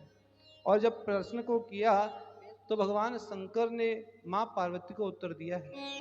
भगवान शंकर की सुंदर स्तुति माँ पार्वती कर रही हैं कि आप तो परमात्मा हैं और कई प्रकार के गुणों से आप व्यक्त हैं। आप शांत रहने वाले हैं, तपस्वी हैं, योगी हैं। मैं आपको बारंबार वंदन करती हूँ और आप तो सब कुछ जानने वाले हैं। मैं जानना चाहती हूँ यह तत्व कौन सा है। भगवान शंकर ने नेत्रों को बंद किया और कहा कि हे देवी, इस वृत्तांत को मैं तुम्हें सुनाता हूँ। श्री गंगा जी का जो आख्यान है, जो इसे श्रवण करते हैं वह सभी पापों से मुक्त हो जाते हैं। यह गंगा जी का आख्यान अति दुर्लभ है, इतना दुर्लभ है कि इस आख्यान को श्रवण करना ही समझो बहुत बड़ी उपलब्धि है। यह आख्यान गंगा जी का भगवान शिव माँ पार्वती को श्रवण करा रहे हैं। कह रहे हैं कि जिस परम तत्व के विषय में तुम जानना चाहती हो देवी, इस तत्व को जो सांख्य शास्त्र के जानकार हैं, वह विद्वान इस परम तत्व को अद्वैतवादी या गोचर कहते हैं। और जो मीमांसक हैं वह निरामय ब्रह्म कहते हैं। और उसी प्रकार से ब्रह्मा, विष्णु, महेश, यह सभी प्रकार के जो ब्रह्मांड हैं उनमें विराजित है। और जो जल रूप ब्रह्म है, इस ब्रह्म को जानने के लिए अनेक देवता कभी तो डूब जाते हैं, कभी पार हो जाते हैं, परंतु जान नहीं पाते। यह तत्व कहीं तो यह 100 मुख का दिखाई देता है, कहीं 1000 मुख का दिखाई देता है। यह जो तत्व है, यह जो ब्रह्म ब्रह्मांड में है, उस ब्रह्मांड में यह जो परम तत्व है, पर ब्रह्म परमात्मा परमेश्वर, हे महेश्वरी पार्वती, वही जो परम तत्व है, अमृत है, वही जल रूप में गंगा जल के अवतीर्ण हुआ। बोले गंगा मैया की जय। अनंत राशियां हैं, अनंत ब्रह्मांड है, और उन ब्रह्मांड में जो परम तत्व है, जैसे शहद का छत्ता और उसमें शहद, उसी प्रकार से ब्रह्मांड का जो पवित्र जल है वह गंगा जल है। और ये गतिशील होने से गाम गति तो गंगा नाम तस्या बभूहा, इस कारण से स्वर्गलोक आदि में यह गंगा जी गई, इससे गंगा नाम इनका प्रसिद्ध हुआ। त्रिपद गामिनी है गंगा जी। बोले गंगा मैया की जय। पार्वती जी ने कहा कि हे महादेव, मैं बड़े भाग्यवाली हूँ कि आपने उस दिव्य शक्ति के विषय में बताया। देव देव महादेव धन्यास्मि कित पुण्य का, यस्सास्वदिशो भर्ता सर्विद भवशी प्रभो। मैं अनेक पुण्य वाली हूँ, मैं धन्य हूँ कि आपको मैंने प्राणपति के रूप में प्राप्त किया। परंतु अब मेरे मन में एक कौतूहल और है। यह कौतूहल क्या है कि यदि ब्रह्म परमात्मा परमेश्वर वह जल रूप में ही अवतरित हुए, तो उन्हें स्थित्व रूप कैसे प्राप्त हुआ? अब यह मन में मेरे कौतूहल है, इसका आप उत्तर दीजिए। महादेव कहते हैं, गौरी पार्वती, तुमने उत्तम प्रश्न किया। एक सदम विप्रा बहुधा वदंती, परमात्मा के अनेक रूप हैं। कोई उन्हें राम कहते हैं, कोई ब्रह्मा कहते हैं, कोई विष्णु कहते हैं, कोई महेश कहते हैं, कोई गौरी कहते हैं, लेकिन वह तत्व तो एक ही है। परमात्मा के रूप अलग अलग दिखाई देते हैं, कोई किसी रूप में भगवान को पूछता है, कोई किसी रूप में पूछता है, लेकिन जो तत्व है वह एक है। महादेव कहते हैं कि इस सृष्टि में पहले कुछ नहीं था, केवल जल ही जल था, बाकी कुछ भी नहीं था। सर्व शक्तिमान भगवान शेष नाग की सैया पर विराजमान है। शेष का मतलब जब सारी सृष्टि समाप्त हो जाती है तो केवल शेष विराजमान रहता है। उस शेष पर भगवान नारायण विराजमान रहते हैं। भगवान नारायण विचार करने लगे, विचार करते करते उनकी नाभि से कमल निकला, उसमें ब्रह्मा जी उत्पन्न हुए। चतुर्मुख ब्रह्मा जी कहने लगे कि आप मेरे लिए क्या आदेश है? भगवान ने कहा कि देखो, आप सृष्टि की रचना करो, क्योंकि भगवान ब्रह्मा जी यह रजोगुण के देवता हैं। तो कहा कि आप सारी सृष्टि की रचना करो, लेकिन ब्रह्मा जी अधोमुख हो गए। कहा कि जब मैं सृष्टि की रचना करूंगा तो सृष्टि की रचना करने पर पुण्य आत्माएं होंगी, बड़े बड़े योगी होंगे, तपस्वी होंगे, तो मैं बड़ा भाग्यशाली हूँ। लेकिन यदि पापी होंगे, दुराचारी होंगे, तो इनका क्या होगा? इसलिए मैं अधोमुख हूँ कि मैं कैसे सृष्टि की रचना करूं। इसमें पुण्य आत्मा भी होंगे और पापी भी होंगे। भगवान ने कहा कि हे प्रजापति, हम तुम्हें आदेश देते हैं और तुम्हें सर्वज्ञ होने का वरदान देते हैं कि तुम सब कुछ जानने वाले हो और आपकी आयु भी सबसे अधिक होगी, और मैं तुमसे प्रसन्न हूँ। मैं तुम्हें कहता हूँ कि तुम वर को मांगो। ब्रह्मा जी ने कहा कि आपने मुझे सब कुछ जानने वाला तो बता दिया, लेकिन इस संसार में जो पापी होंगे उन पापियों का क्या होगा? भगवान ने कहा, गंभीर वाणी में कहा, सम्य मुक्त तया ब्रह्मन् कर्तव्यम तद्वचो मया इंद्रानुजो भविष्यामि वामनत्वम उपागतः। अभी तो सृष्टि की रचना भी नहीं हुई, अभी तो केवल ब्रह्मा जी उत्पन्न हुए, और ब्रह्मा जी इस विचार में आ गए, जब सृष्टि चलेगी तो क्या होगा। और अभी ना तो कुछ संसार में ना कुछ भी नहीं है। चारों ओर जल ही जल है। भगवान ने तभी वचन दे दिया कि जब सृष्टि की रचना होगी, तो सृष्टि की रचना जब होगी तो इस सृष्टि में एक राजा होगा। वह राजा बलि के नाम से प्रसिद्ध होगा। वह दैत्य राज होगा, बड़ा बलशाली होगा, लेकिन वह ब्राह्मणों की बड़ी प्रशंसा करने वाला, ब्राह्मणों की पूजा करने वाला होगा। और एक समय वह विशाल यज्ञ को करेगा। उस विशाल यज्ञ में मैं राजा बलि को छल लूंगा। तस्मिन्नेव महायज्ञे छलिष्यामि वे बलिम पुनरेकेन लोकेश भूतलम सकलम तदा। उस यज्ञ में मैं जाऊंगा और वामन अवतार लूंगा। बोले वामन भगवान की जय। और भगवान ने उस समय वचन दे दिया जब सृष्टि की रचना भी नहीं हुई। तो गंगा कथा तो तब प्रादुर्भाव हो रहा है जब गंगा जी जो परम तत्व है, जब कुछ भी नहीं था। आज न जाने कितने युग व्यतीत हो गए, चारों युगों से गंगा बह रही है। और गंगा जी की महत्ता को उस समय भगवान नारायण ब्रह्मा जी को स्मरण करा रहे हैं जब सृष्टि में कुछ है ही नहीं। सोचो कि हम कितने भाग्यशाली हैं, उस तत्व को हम देख रहे हैं, उस तत्व में हम स्नान कर रहे हैं। वह तत्व ऐसा है कि जो कभी नष्ट नहीं होता। घर में गंगा जल लेकर जाते हैं, कई वर्ष हो जाते हैं, उसमें कोई कीड़े नहीं पड़ते।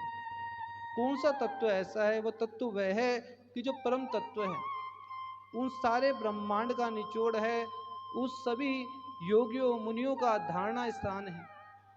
और वह तत्व हमें प्राप्त हुआ। हम बड़े भाग्यशाली हैं। मैं तो कहता हूँ सौभाग्यशाली है। बोले गंगा मैया की जय।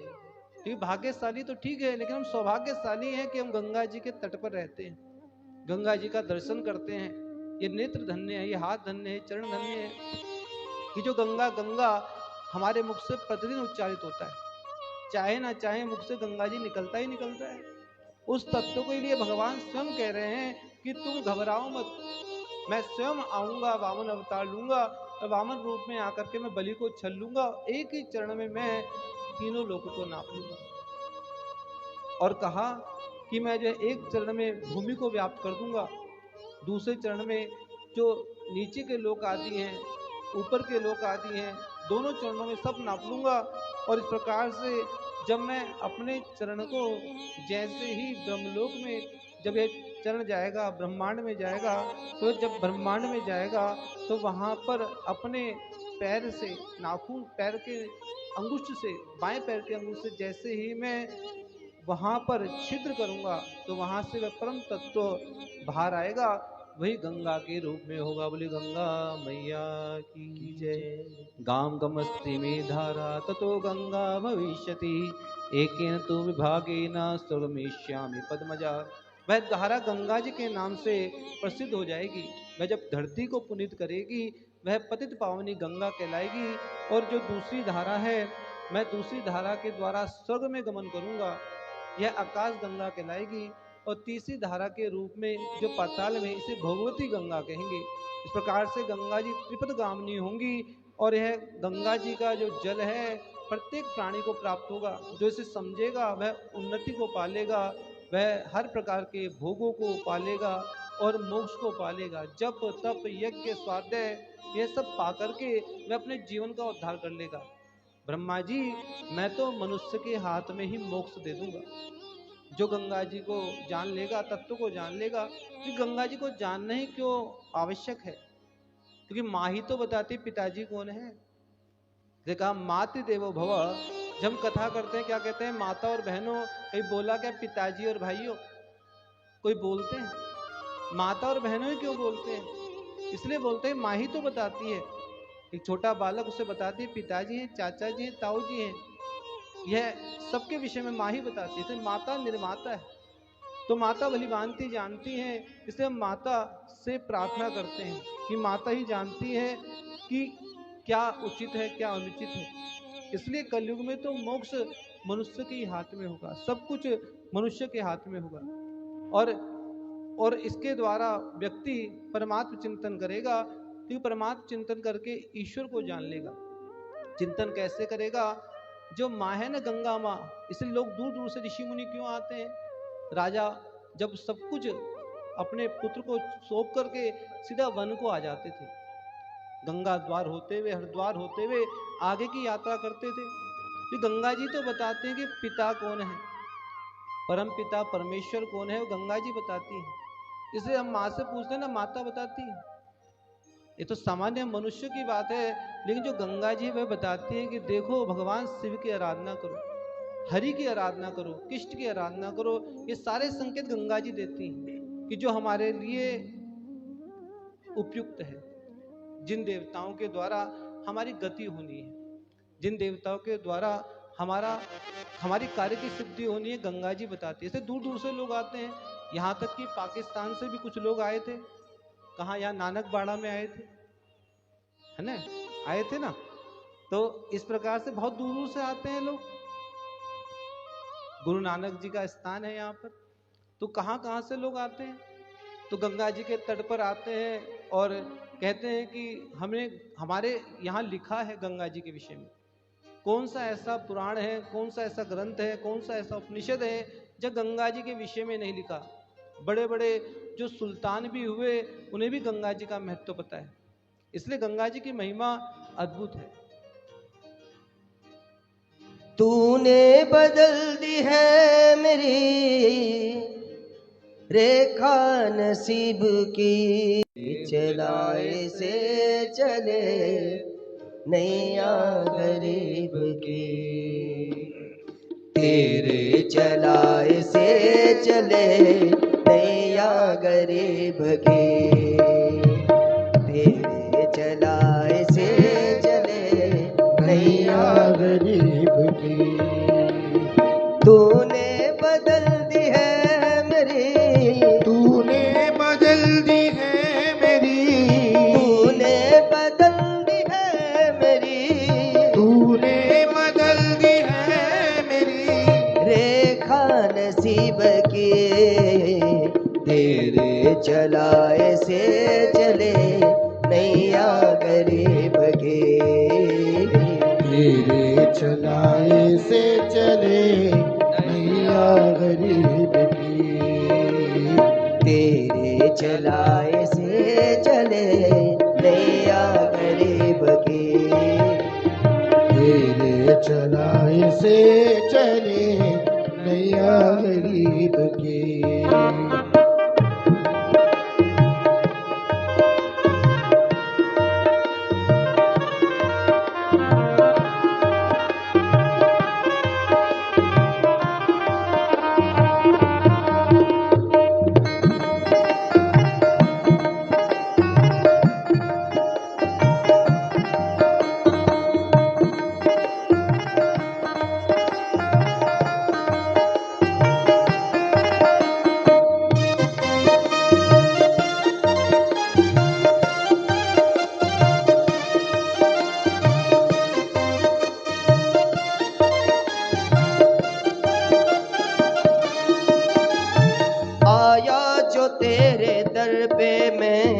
एहसान है तेरा, आया जो तेरे दर पे मैं, एहसान है तेरा।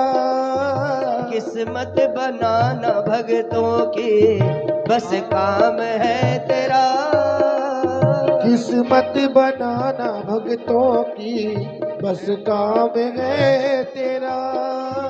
आया जो तेरे दर पे मैं, एहसान है तेरा।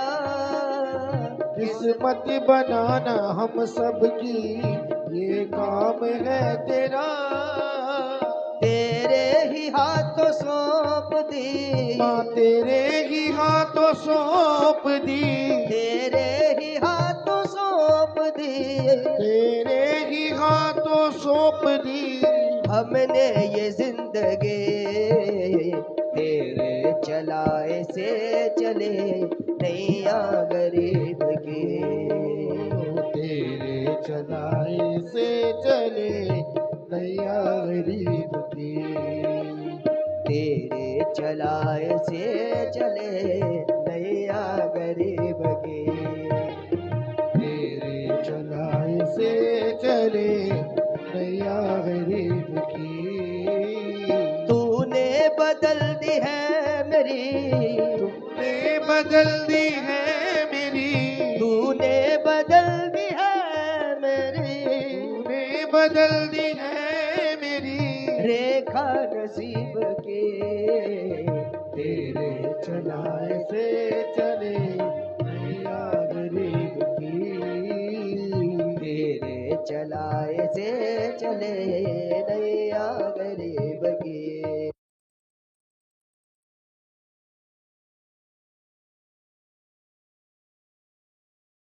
मुक्तिं च मुक्तिं च ददासि नित्यं भावानुसार। शंकर कहते हैं कि पार्वती जी, हे देवी, मैं अधिक से अधिक गंगा जल से प्रसन्न होता हूँ। भगवान नारायण ब्रह्मा जी से ये कहते हैं कि मैं जो गंगा जल है, यह गंगा जल मुझे अति प्रिय है। इस कारण से गंगा जी भगवान शंकर को प्रिय हैं, भगवान नारायण को प्रिय हैं। हरिहर एक रूप गुणशीला, करत स्वामी सेवक की लीला। ये हरिहर दोनों लीला को कर रहे हैं कि जो गंगा जल है समस्त प्राणियों का कल्याण करे, उसके लिए भगवान हरि और हर शंकर दोनों ही कृपा जीवों पर कर रहे हैं। क्योंकि भगवान शंकर तो गंगा जल को अति प्रिय मानते हैं। कुंकुम चंदन लेपित लिंगम, पंकज हार सुशोभित लिंगम। कुंकुम चंदन लेपित लिंगम, पंकज हार सुशोभित लिंगम। संचित पाप विनाशन लिंगम, तत्प्रणमामि सदा शिवलिंगम। तत्प्रणमामि सदा शिवलिंगम, तत्प्रणमामि सदा शिवलिंगम। भगवान स्वयं गंगा जी के प्रति अपने प्रेम को जागृत करते हैं, प्रकाशित करते हैं, और ब्रह्मा जी को उपदेश दे करके भगवान अंतर ध्यान हो जाते हैं। और भगवान शिव कहते हैं कि पार्वती जी, जब भगवान अंतर ध्यान हो गए, तो भगवान अंतर ध्यान हुए तो ये जो प्रत्यक्ष गंगा जी हैं, ये प्रत्यक्ष जो तत्व रूप में गंगा जी हैं, इन्हीं के माध्यम से सारा संसार चले और चराचर सृष्टि की रचना हो। इसके लिए ब्रह्मा जी ने मन को बना लिया। भगवान शिव कहते हैं कि पार्वती जी, यह भगवती साक्षात वही गंगा है जिन्हें मैंने अपने मस्तक पर धारण किया है। जो 11 द्वीप हैं, यह द्वीप जो लोह द्वीप, पित्तल द्वीप आदि 11 द्वीप हैं, और यह द्वीप, इनके मध्य में ही माँ भगवती गंगा जी विराजमान है। क्योंकि सभी द्वीप भगवान के मस्तक पर हैं, 11 द्वीप भगवान के मस्तक पर हैं, और वहीं से गंगा जी निश्चित हो रही है। भगवान नारायण के द्वारा ये सृष्टि चली। भगवान की एक से अनेक होने की इच्छा हुई। नार कहते हैं जल को, अयन कहते हैं भवन को।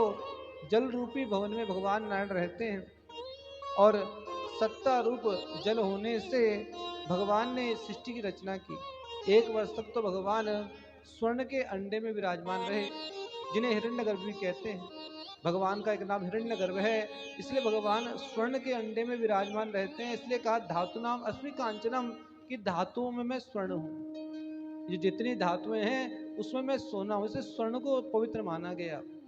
जब विवाह होता है तो स्वर्ण के जो आभूषण है वह अति आवश्यक होते हैं, और ये जो स्वर्ण है इसमें भगवान नारायण का वास है। दक्षिण भारत में स्वर्ण को सबसे ज्यादा महत्व देते हैं, और वहां तो पद्मनाभ मंदिर, तिरुपति बालाजी, अधिकांश मंदिरों में स्वर्ण है, क्योंकि स्वर्ण को वे पवित्र मानते हैं।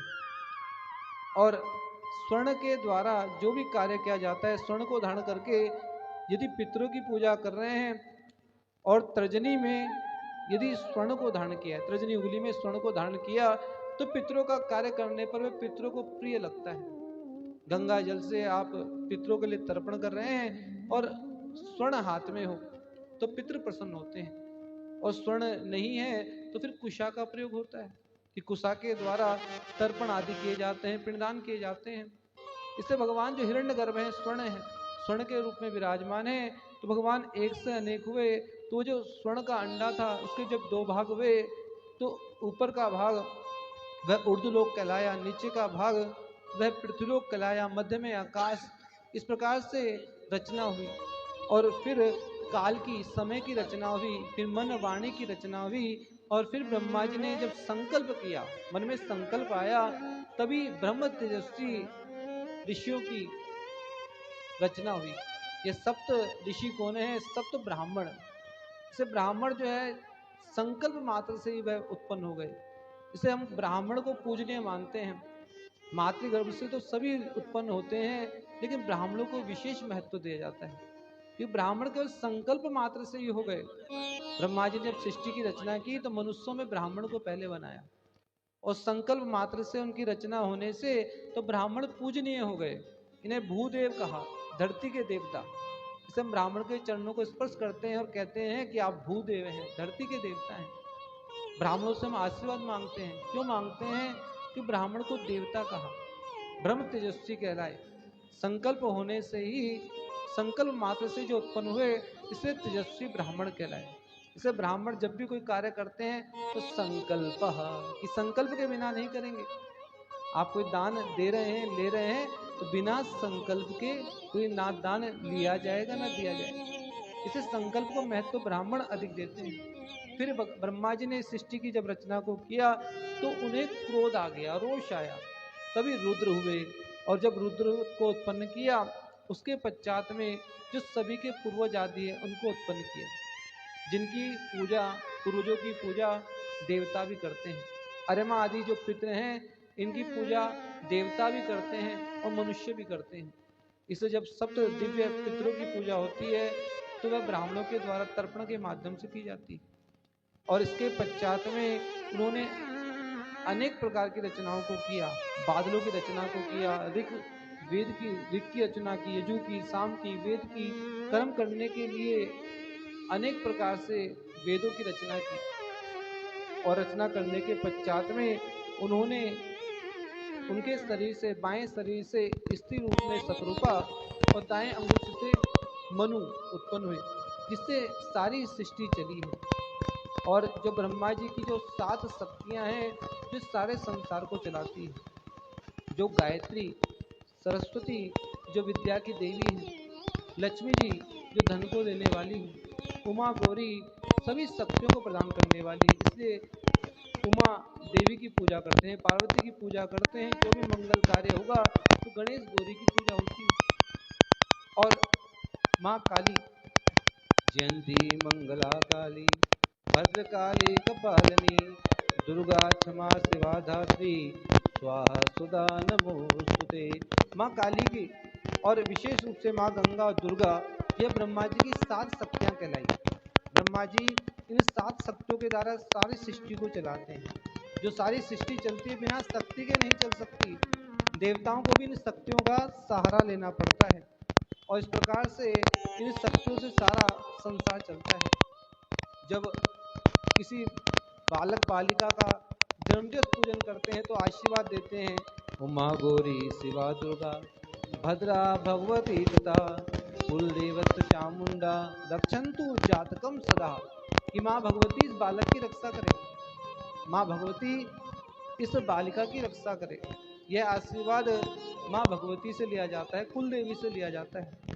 इसलिए कुल देवी का हम सभी को पता होना चाहिए। हम अनेक पूजा करते हैं, यदि कुल देवी का पता नहीं तो पूजा का कोई लाभ नहीं। यदि ना पता हो तो कुल देवी यदि नहीं पता तो गंगा जी को मानो, दुर्गा जी को मानो, सभी शक्ति एक हैं, लेकिन कुल देवी का स्मरण अवश्य करना चाहिए। बोले कुल देवी मैया की जय। और इन्हीं शक्तियों के साथ में सारा संसार चलता है। इस प्रकार से भगवान नारायण ने ब्रह्मा जी को तत्व के विषय में बताया, उसी तत्व के विषय में भगवान शिव पार्वती को श्रवण करा रहे हैं कि भगवान कह रहे हैं कि सारी शक्ति परमपिता परमेश्वर की है और मनु के द्वारा ही सारा संसार सृष्टि चली है। मनु और शतरूपा, मनु के द्वारा ही मनुष्य हम कहलाए कि मनु की संतानें हैं और इस कारण से सारा संसार उन्हीं के द्वारा चलता है। इसलिए परमात्मा चिंतन हमें सदैव करते रहना चाहिए। इसी वंश को में जो है तानुपाद हुए हैं, इसी वंश में प्रेव्रत हुए हैं, इनके द्वारा सारी सृष्टि क्रम चलता रहा। और जो तानुपाद हैं वो तानुपाद के काव्य सुनीति से दो पत्नी है, सुनीति और सुरुचि। इनके संतान ध्रुवी, ध्रुव का अर्थात अटल।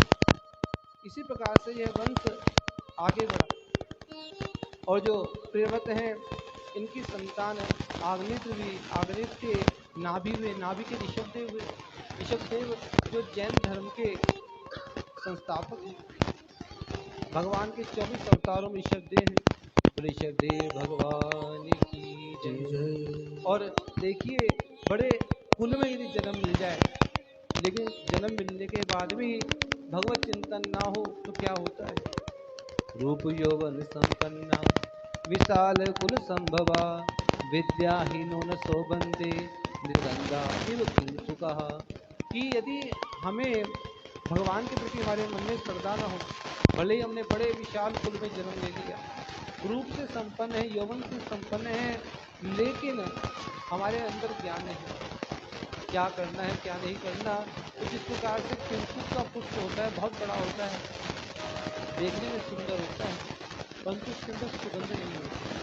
वह सुगंध कैसी? परमात्मा रूपी सुगंध, वह सुगंध उस पुष्प में नहीं होती। इसे चिंतन करना चाहिए और ममता और आसक्ति का त्याग करना चाहिए। वस्तु पर अपना अधिकार नहीं जमाना चाहिए। जो कुछ भी प्राप्त है, जगत्याम जगत तेन तत्तेन भुंजिता मादद है, सारी सृष्टि परमात्मा चला रहे, सब कुछ परमात्मा का है, मेरा कुछ नहीं, सब ईश्वर का है। इस भाव को रख करके, आसक्ति का त्याग करके, ममता का त्याग करके केवल भगवान का चिंतन करना चाहिए। क्योंकि ऋषभदेव जी की संतान भरत में है। भागवत में आप स्मरण करते हैं कि भरत जी जब वन में चले गए, और वन में कहाँ? दामोदर कुंड, जो कि नेपाल में गंडकी नदी जो ब्रह्मा जी की पत्नी है, और नदी में जाकर के, दामोदर कुंड में जाकर के ओम नमो भगवते वासुदेवाय का जाप कर रहे हैं। तभी एक गर्भवती हिरनी आई है और उसका शावक नदी में गिरा, उस शावक को लेकर के आ गए। अंत में मती से मती, और जब मृत्यु हुई तो उन्हें मृग का जीवन मिला। तो वहीं पर उन्होंने हरी घास आदि खाई, और हरी घास खाते खाते, हरी घास को ना खाते सूखी घास खाते, और अंत में आग लगी, वन में मृत्यु हो गई।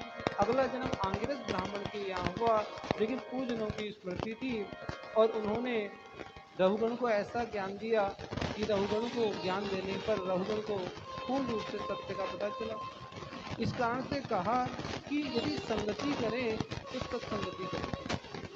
और जब यदि मन में भाव है कि हम खुद तो ममता आसक्ति का त्याग करके वन में गए, और वहाँ जाकर फिर ममता और आसक्ति में पड़ गए, अंते मति सोगति, अंत में फिर वही गति होती है। इसलिए सब चीज़ों में आसक्ति त्याग देनी चाहिए। वैसे तो नहीं त्यागना चाहिए, लेकिन त्यागपूर्वक जीवन जीना चाहिए।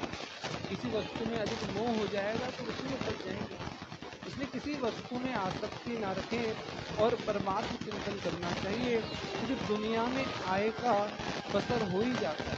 जो आता है दुनिया में उसकी व्यवस्था हो जाती है, दुनिया में आय का बसर हो ही जाता है, और कभी ना कभी बात का असर हो ही जाता है। जो बात है वो पहुँच ही जाती है जहाँ पहुँचनी चाहिए। और कितना भी संभल के कोई कहीं भी चले, कभी ना कभी संगत का असर हो ही जाए। इसलिए कहा कि सत्संग करें तो बुरा संग ना करें। हम सोचे कि नहीं, हम तो जो है इस कार्य में नहीं फंसेंगे, लेकिन कहीं ना कहीं फंस जाते हैं। इसलिए कहा कि जो सत्संगति करे, परमात्मा को ना भूले, ईश्वर को ना भूले, क्योंकि हर समय गंगा गंगा मुझसे उच्चारित होता रहे। अपने गुरु का, गंगा का, गायत्री का, गीता का, गोविंद का यह ध्यान स्मरण चलता रहे कि काम करते चलो, नाम जपते चलो, कि काम भी करते रहें, नाम भी जपते रहें, तो यात्रा बड़ी सुखद हो।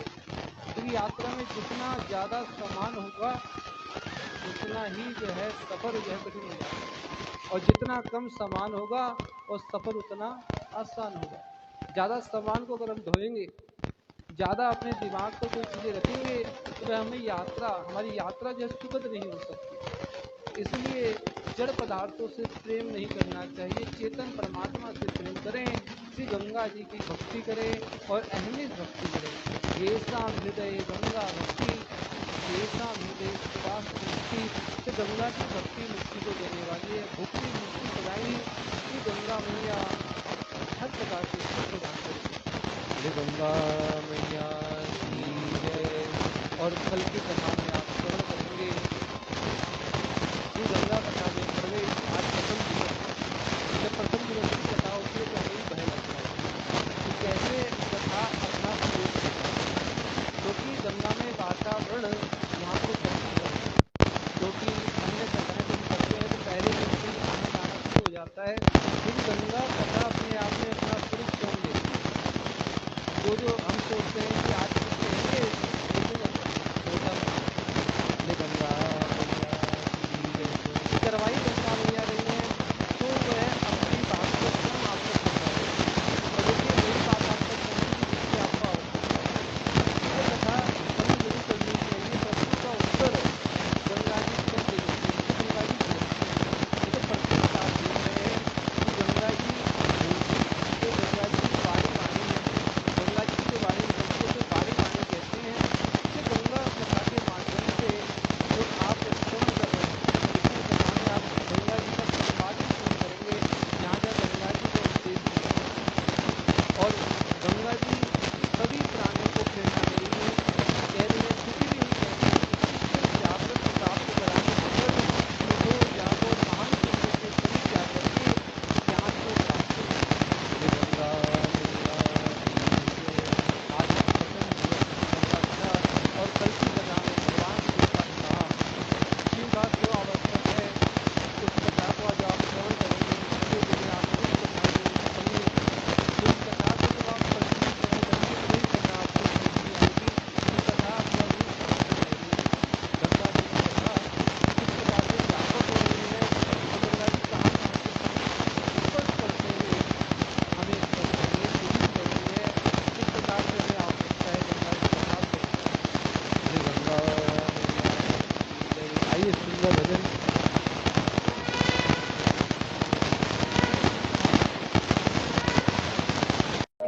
मैया जय गंगे माता, जो नर तुमको जाता, जो नर तुमको माता, चंद्र से जोत तुम्हारे, जल निर्मल आता। ओ मैया जल निर्मल आता, शरण पड़े जो तेरे, चरण पड़े जो तेरी, सोनर तर जाता। ओम जय गंगे माता। पुत्र सगर के तारे, सब जग को ज्ञाता। मैया सब जग को जाता, कृपा दृष्टि तुम्हारी, दया दृष्टि तुम्हारी, त्रिभुवन सुख दाता।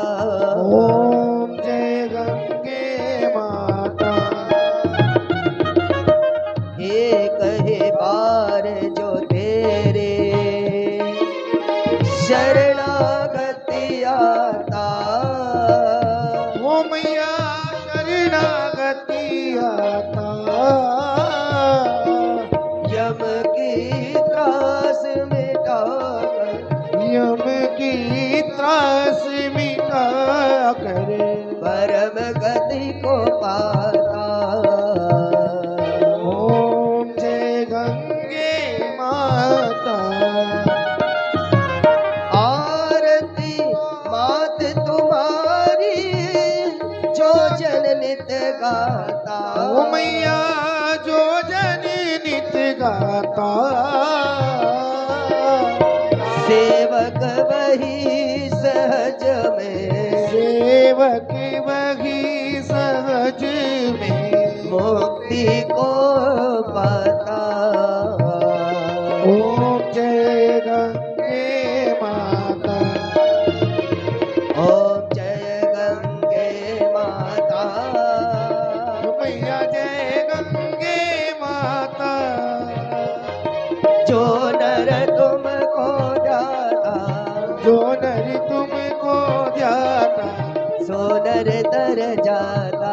ओम जय गंगे माता। कर्पूर गौरम करुणावतारम, संसार सारम भुजगेन्द्रहारम, सदा वसन्तम हृदयारविन्दे।